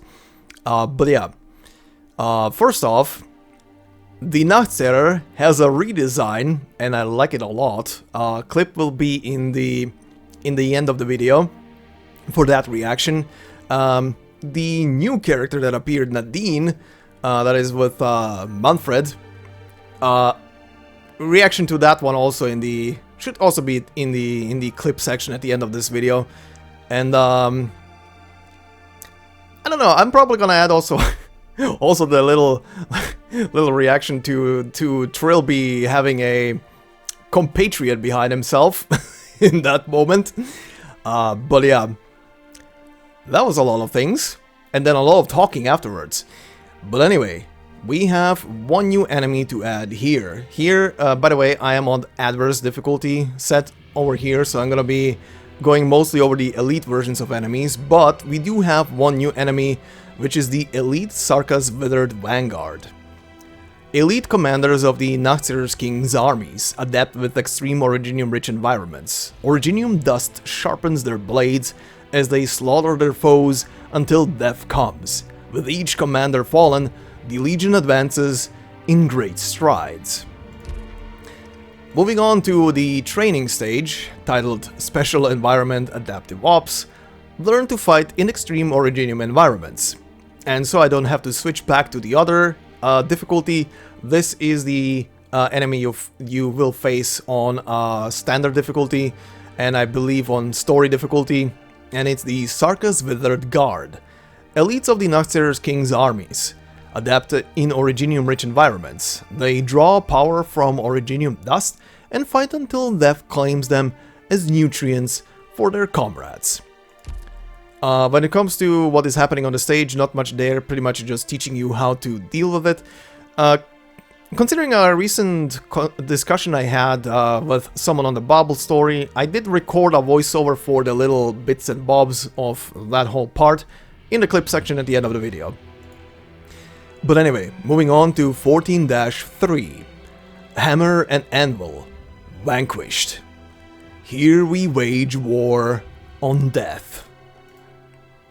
Oh, war we will wage on death. Let's go.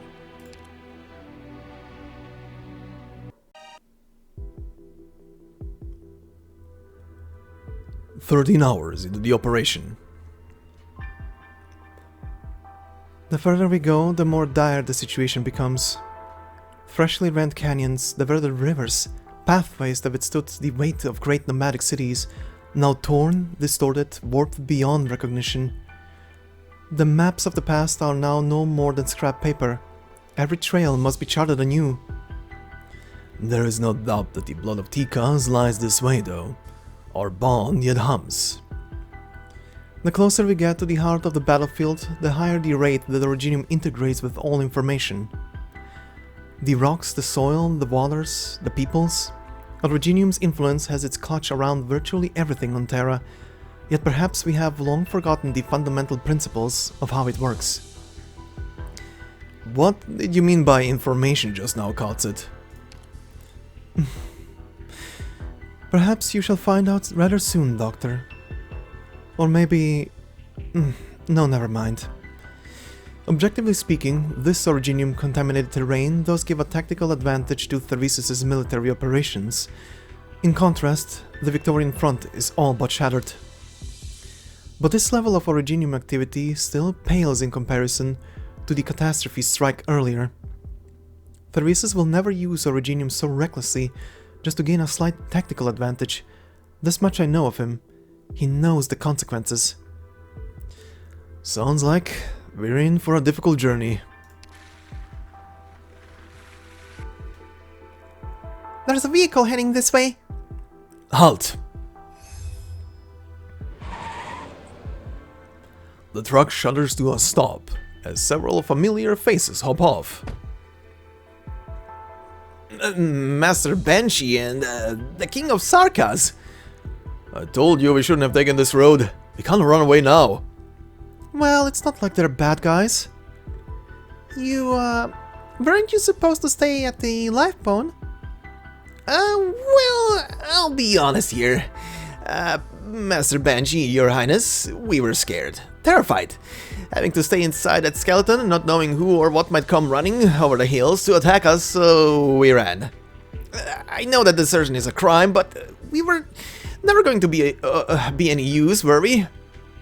So I beseech you, my lord, Your Highness, please don't execute us. We'll happily take the whip instead, however many lashings you wish. I'm not going to execute you, and I never demanded that you fight for me. If you want to go, then you may go.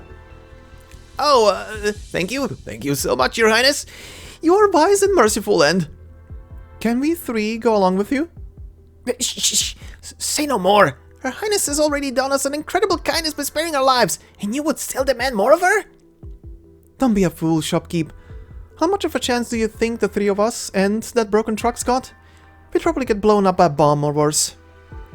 Your Highness, this is just my humble request, but please get us off this battlefield. I'll give you everything I have, as long as these two live.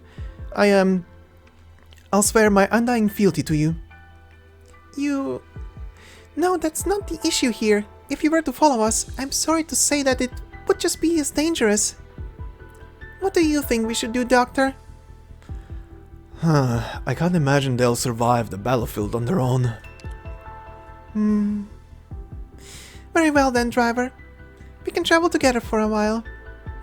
After we pass through the war zone, you should leave Victoria once and for all. Thank you. My deepest gratitude. And please, use our transport. It could carry us far enough. Oh, King of Sarkas, you are a most magnanimous soul, and I truly do not know how I could repay this kindness of yours. The coin. Huh? The coin I gave you. I completely forgot about that. Good thing I didn't drop it. Here, for you, my lord. I was wrong to beg it off you. It was my honor to serve, Banshee Lord. How could I have expected payment for such a privilege? I think they're scared of you. You really wanted your coin back. I hope you don't think me a miser. I need to ensure that they are not imposters. You need not fear. I hold no malice against you. Logos moves his fingers, and the coin in his palm vanishes, only to reappear in the shopkeep's hand in a heartbeat. The shopkeep stares, first at the hand capable of quaking the earth and shaking mountains with a single pen stroke, then at the coin in his own hand, and finally back at the deadpan banshee, unsure how to react. Was that a magic trick? How delightful! You are a man of many talents, sire. I better go help driver start the car.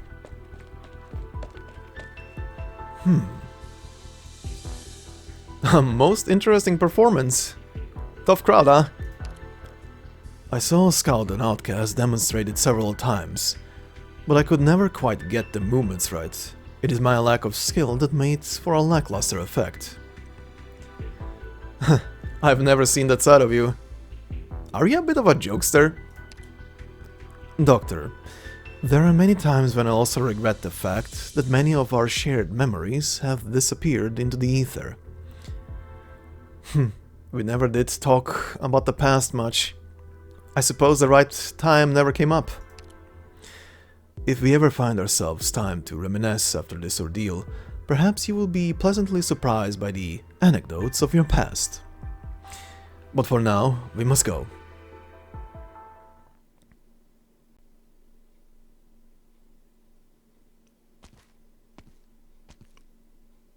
There's no sound here.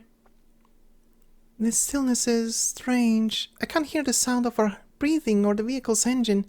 I can't even hear my own heartbeat. Is this some kind of originium art?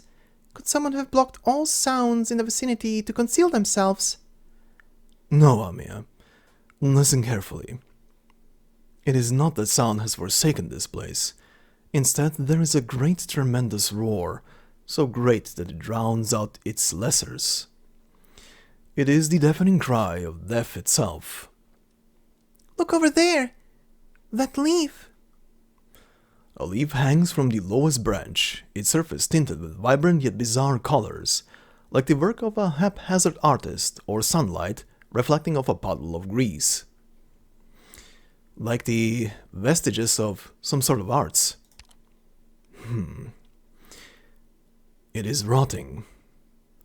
Decay unhinges its maw, gnawing at all in its sight, leaving behind only iridescent bite marks.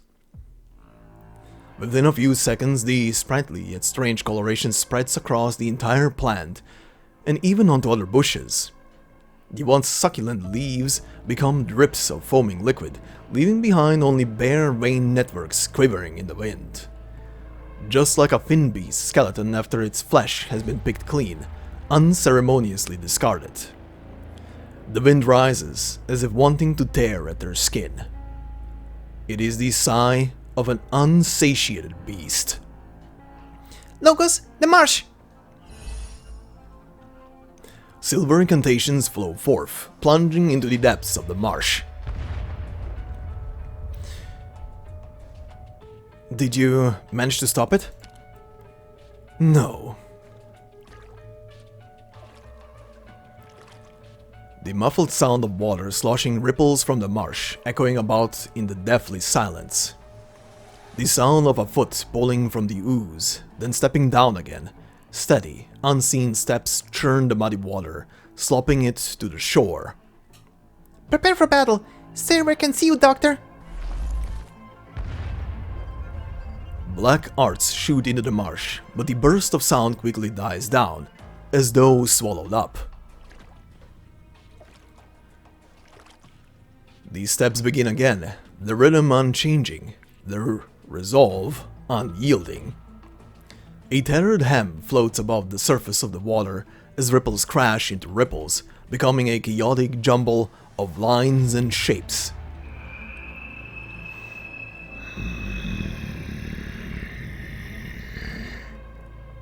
Monster! A dazzling beam of light spews forth from Monster's mouth, but the shining lance is lost amidst the dark swamp. The slow sloshing changes.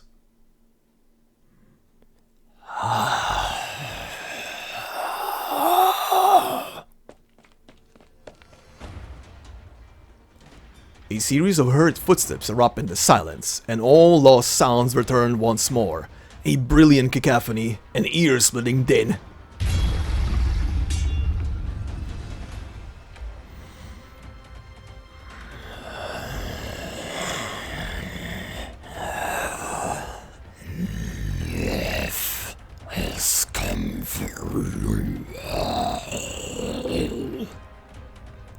Stay back! You... whatever you are! Look out! Cage. A Sudaram.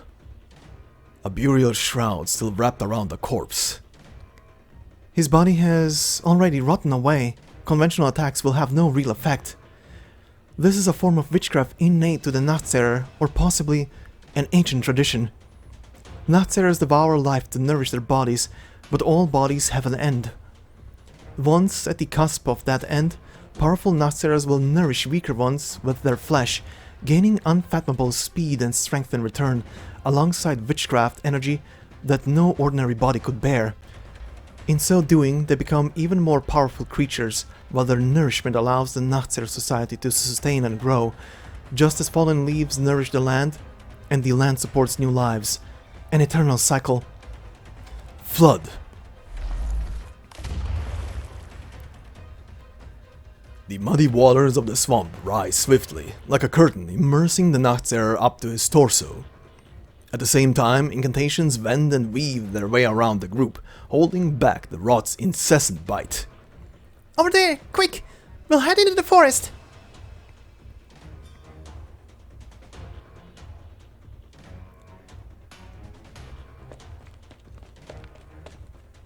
Don't step on the mud. With the swamp rising or perhaps the mist sinking, the dark ground becomes a gaping mouth, trying to engulf all. The group struggles through the mire, each breath growing more labored. A singular thought seizes the collective mind. Living is a tedious and futile effort compared to the peaceful, eternal slumber that awaits if they simply turn around and embrace death. Monster, protect the doctor. He's here! The only sound they can hear is the whistling of the corroded blade as it swings down. The Nachtseher, the one who walks alongside death, has arrived before them.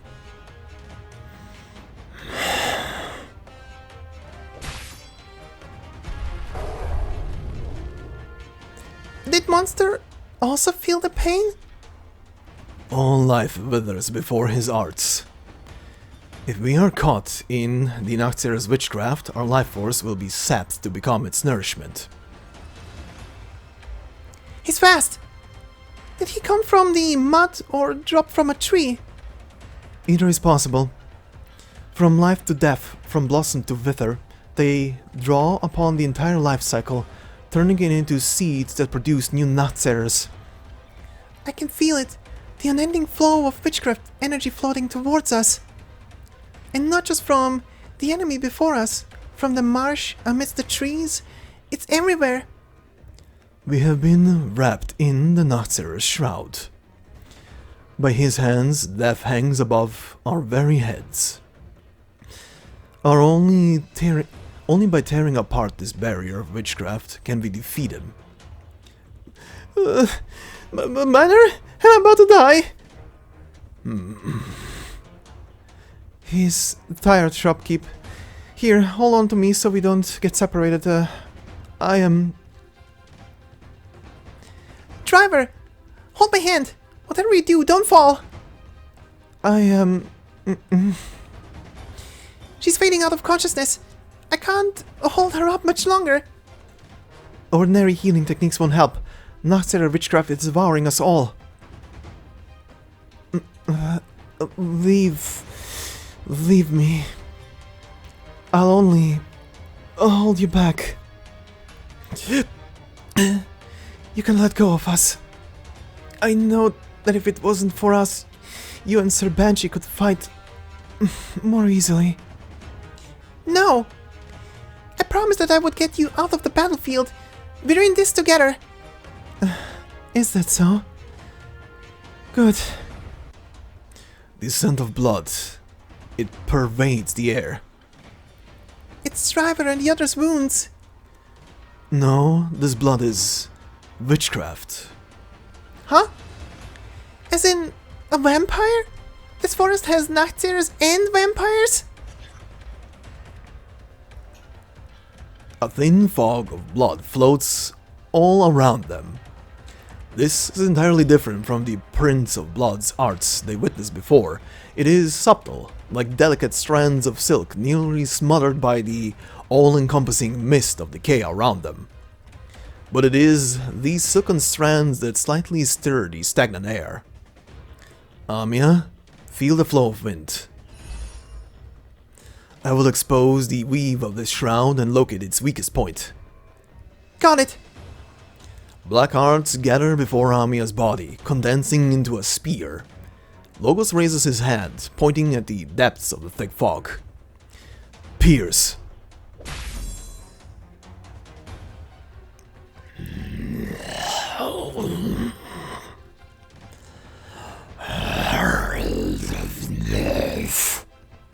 You resist the spread of the rot. But no avail. In the end, death will claim your corpse. I have never once doubted that. Disperse.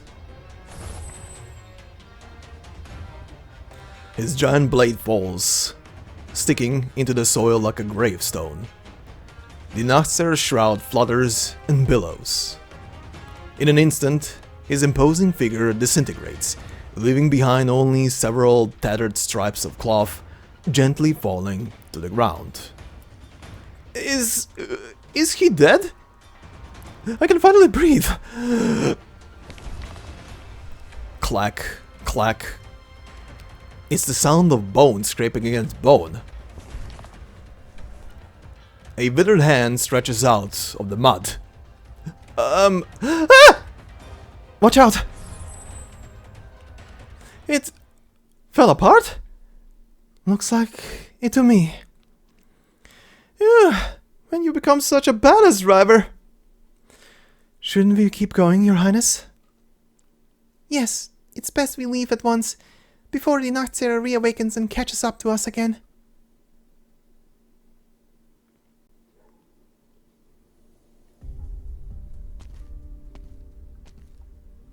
I wasn't expecting a vampiric art circle here. It is still working. Those vampiric arts that suddenly appeared as we were fighting the Sudaram, was it because of this circle? I'm afraid it's not that simple. I'm sure you're well aware, Amiya, that those arts were cast by a vampire. Perhaps a descendant of a vampire? I assume that while the Sanguinarch has been taken off the battlefield, the gifts he bestowed will not so easily fade away. It doesn't matter, I'll do my best to put those corrupted lives to rest, as I've done before. Logos, could you please assist me? Amiya.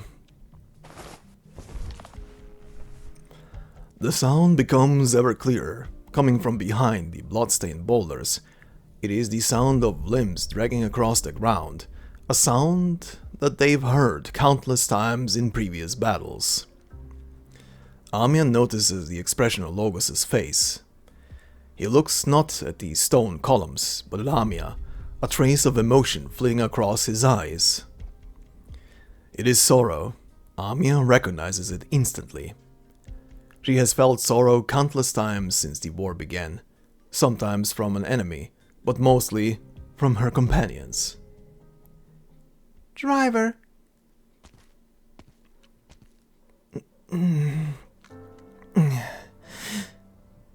Your Highness. When did it happen? Was it while we were fighting the Narrated? Yes.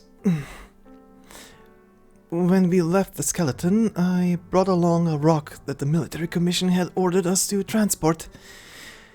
I thought since it made us stronger before, it might come in handy in a battle. It really did help, right? I never dared to imagine that I could fight alongside you and defeat that strange enemy. You used a blood crystal left by a vampire. Did you pierce your body with it? No, that wouldn't have induced such a drastic change. You swallowed some fragments.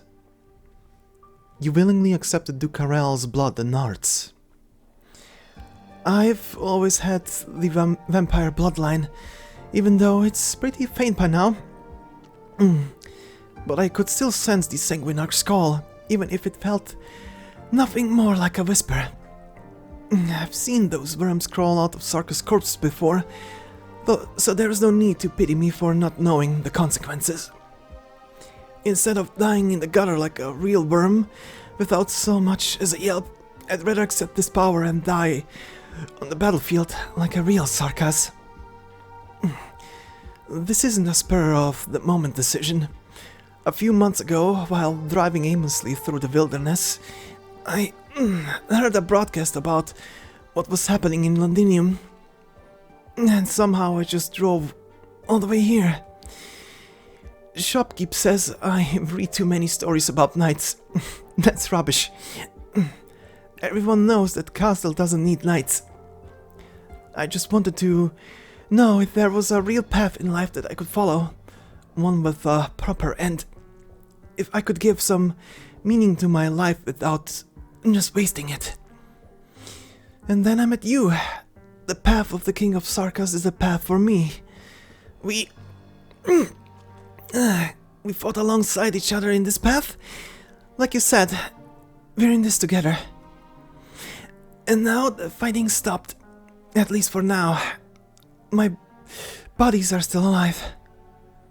Your Highness, you can deal with me as you see fit. Deal with you? What are you talking about? Driver, why have you become like a real scary, aren't I? Your Highness, please, I beg of you, help her. And Lord Banshee, sire, I will return this coin to you. It is the only thing of worth I have. Witchcraft is the trigger to her condition, not the cause. There is nothing I, Amiya, and even Dr. Kotsit could do to reverse the changes. Then what are we going to do? Don't tell me you're going to kill her just like you killed those red worms? Stand aside, Shopkeep. This was my decision. Your Highness, I heard that in the past the greatest warriors of the Sarkas, right before they died, could request that the king grant them a vision. I don't know if if I count or not. Amiya raises her hand. Black hearts coalesce at her fingertips. A desperate smile emerges on the driver's face as she unconsciously looks at the top of the Kotus's head, searching for the legendary black crown. My king. What will I see? I just hope it won't be me driving that piece of junk around Castle. Driver, can you tell me your name? Your real one? Is this part of the ceremony too? Well, if I knew your name, it would be a lot easier. Marilla. A common name. Amiya responding back in a Casimirian dialect. Marilla. Sorry, I never stayed in Casimir's for long, so my pronunciation might be off. No, it's good. It's been so long since anyone called me by my name so gently, ever since my mother died. Marilla, I refuse your request. You won't grant me a vision? I suppose I was never a warrior to begin with. No, that's not it.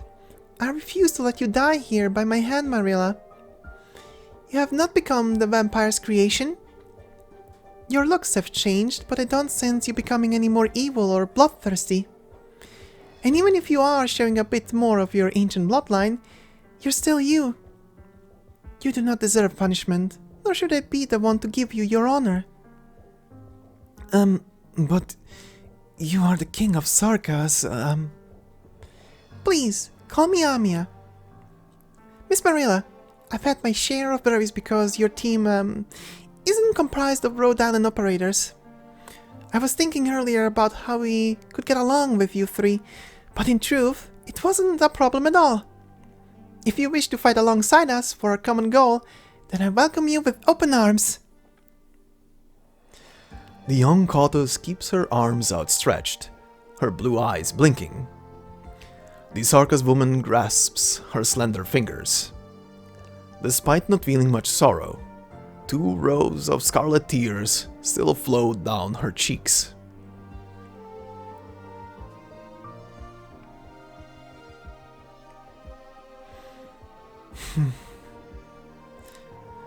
Were you watching Amiya?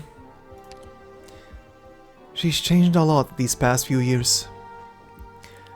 She's become more mature, and she's always been a good leader. The core of the vampire's ritual has changed. It is no longer just a tool to amplify the strength of the Sarkas, nor a simple collector of energy. It is deepening the Sarkas bloodline's bond with Londinium, with Amnanam. The blood of Tikas is playing a role in this somehow. The strength of the Sarkas bloodlines acts as a direct catalyst to the Originium's spread. In turn, the information within Originium empowers the bloodlines, changing their powers and other traits. The effect of these arts seems familiar. Didn't Salus merge a lot of bloodlines? And the Confessari are skilled at bringing out the power of bloodlines. We must be ready. The threat that Amnanam represents may very well be far greater than anything we expected.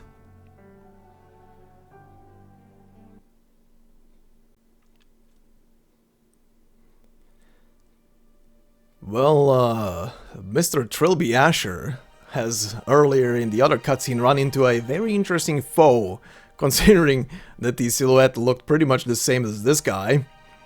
Also, Holy Moonlight Greatsword Batman. That had to make it into this game. We are Dark Souls now. But yeah, anyway. Well, that is a terrifying enemy. Holy shit. Damn. Pff, very creepy. The nuts there are just creepy. They're just creepy. They're literally... I mean, I said it already. They're literally ghoul versions of vampires. They're much creepier. Much creepier than actual vampires. But damn. What a guy. What a corpse. I love... By the way, I love that a walking corpse walked up to Logos and told him into his face, "You will die one day and wither away." Wah! And Logos just like, duh. Imagine if some wise ass walks up to your face and just tells you, "You're gonna die one day." And you're like, "Yes, I know. I'm a living being." What do you... What? What is that sentence, buddy? I love Logos. The whole... I love the little bits and pieces in this whole part with Logos interacting with the three groups from the previous chapter and doing the magic tricks and shit like that. He is a little chaos gremlin. He's a little chaos gremlin. I love that there were options. By the way, it doesn't matter which option you pick there. Most of the time, I'm gonna be reading both or even all three voice lines that are for the doc, because of the fact that it doesn't matter. The response afterwards is mostly gonna be the same, and it's literally just flavor. And most of the time as well, they're just filling in each other. It's like 2 sentences that should be said together.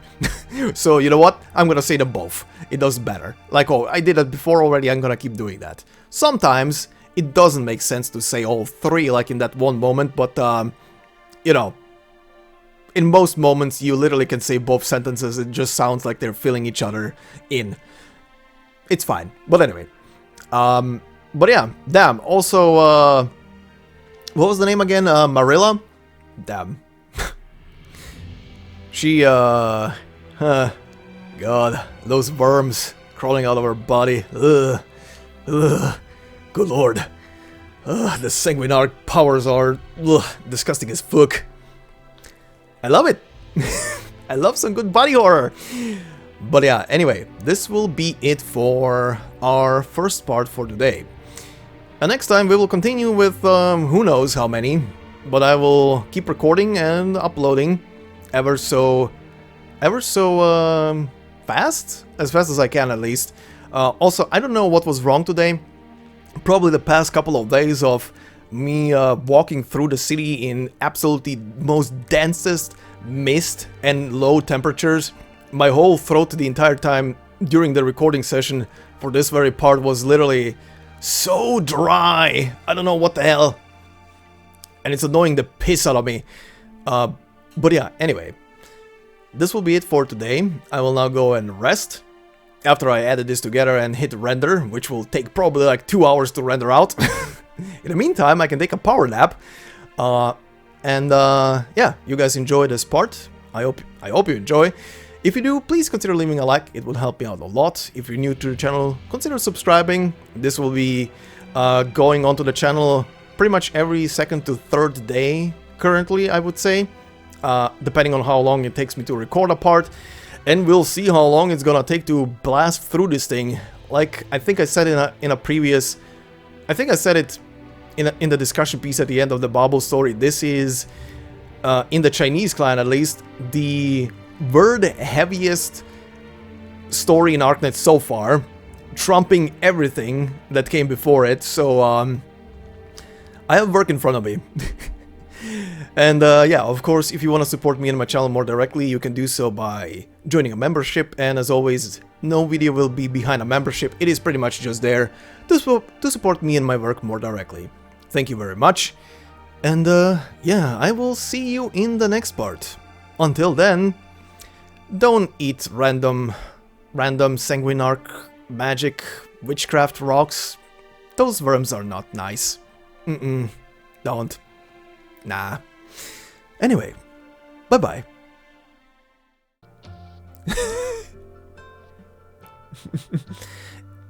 If I point my ears up...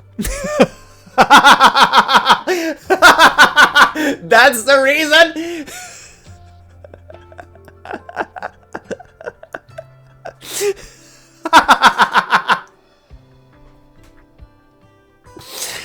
I'm gonna lose it. That's the reason why your ears are so freakishly long and always pointing upwards. You're just forcing them to appear taller. A withered figure emerges from the death-filled fog. Nachtseher. Yep. Oh shit, he has a redesign! Damn, they updated him! Oh, it's not much different, but it's definitely an updated design. Holy shit. Actually surprised, considering, I guess it makes sense that in Babel they use still his old design, but yeah, definitely an updated design. I like the glow from the staff, the greenish being reflected on his robes. A new beginning. A new beginning. Yo! Young officer? Well, you're completely new. I will not lie, you almost look like you don't belong in this game.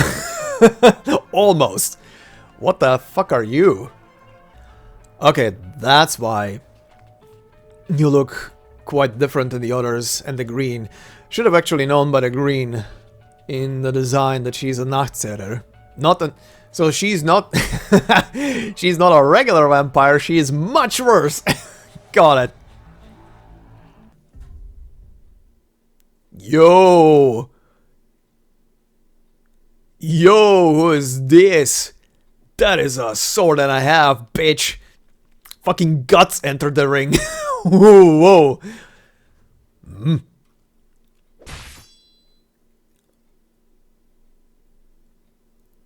Uh-huh.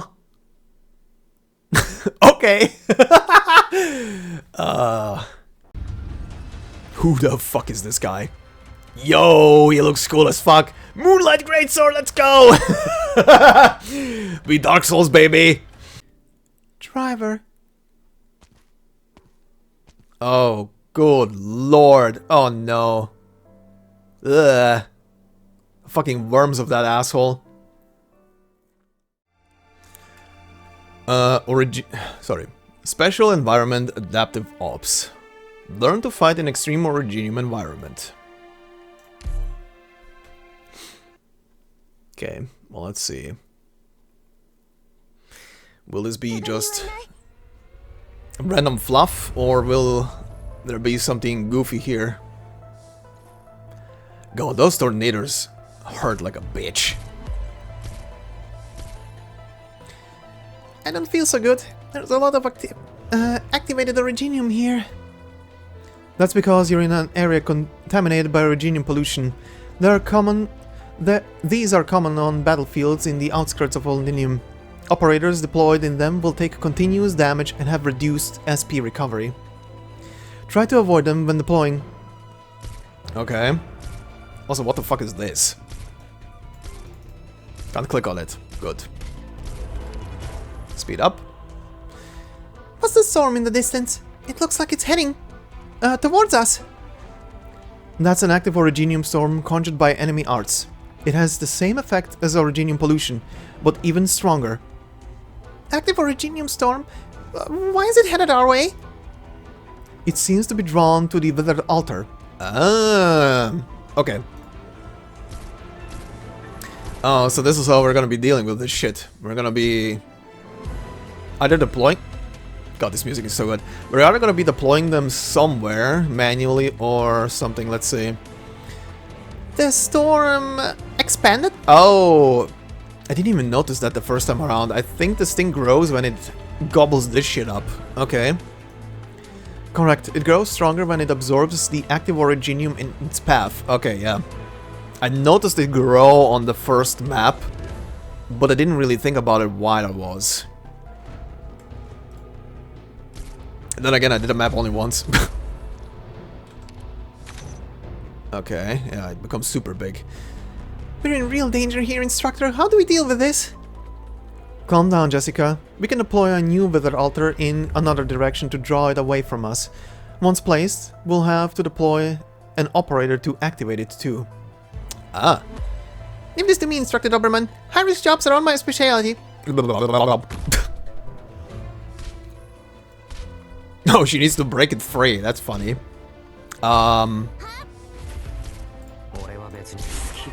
Heal? Okay, slowly going away.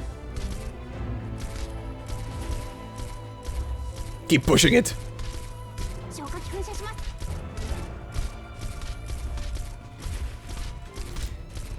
Okay, I get it. Okay, is it gonna be destroying it when it reaches it? I wonder.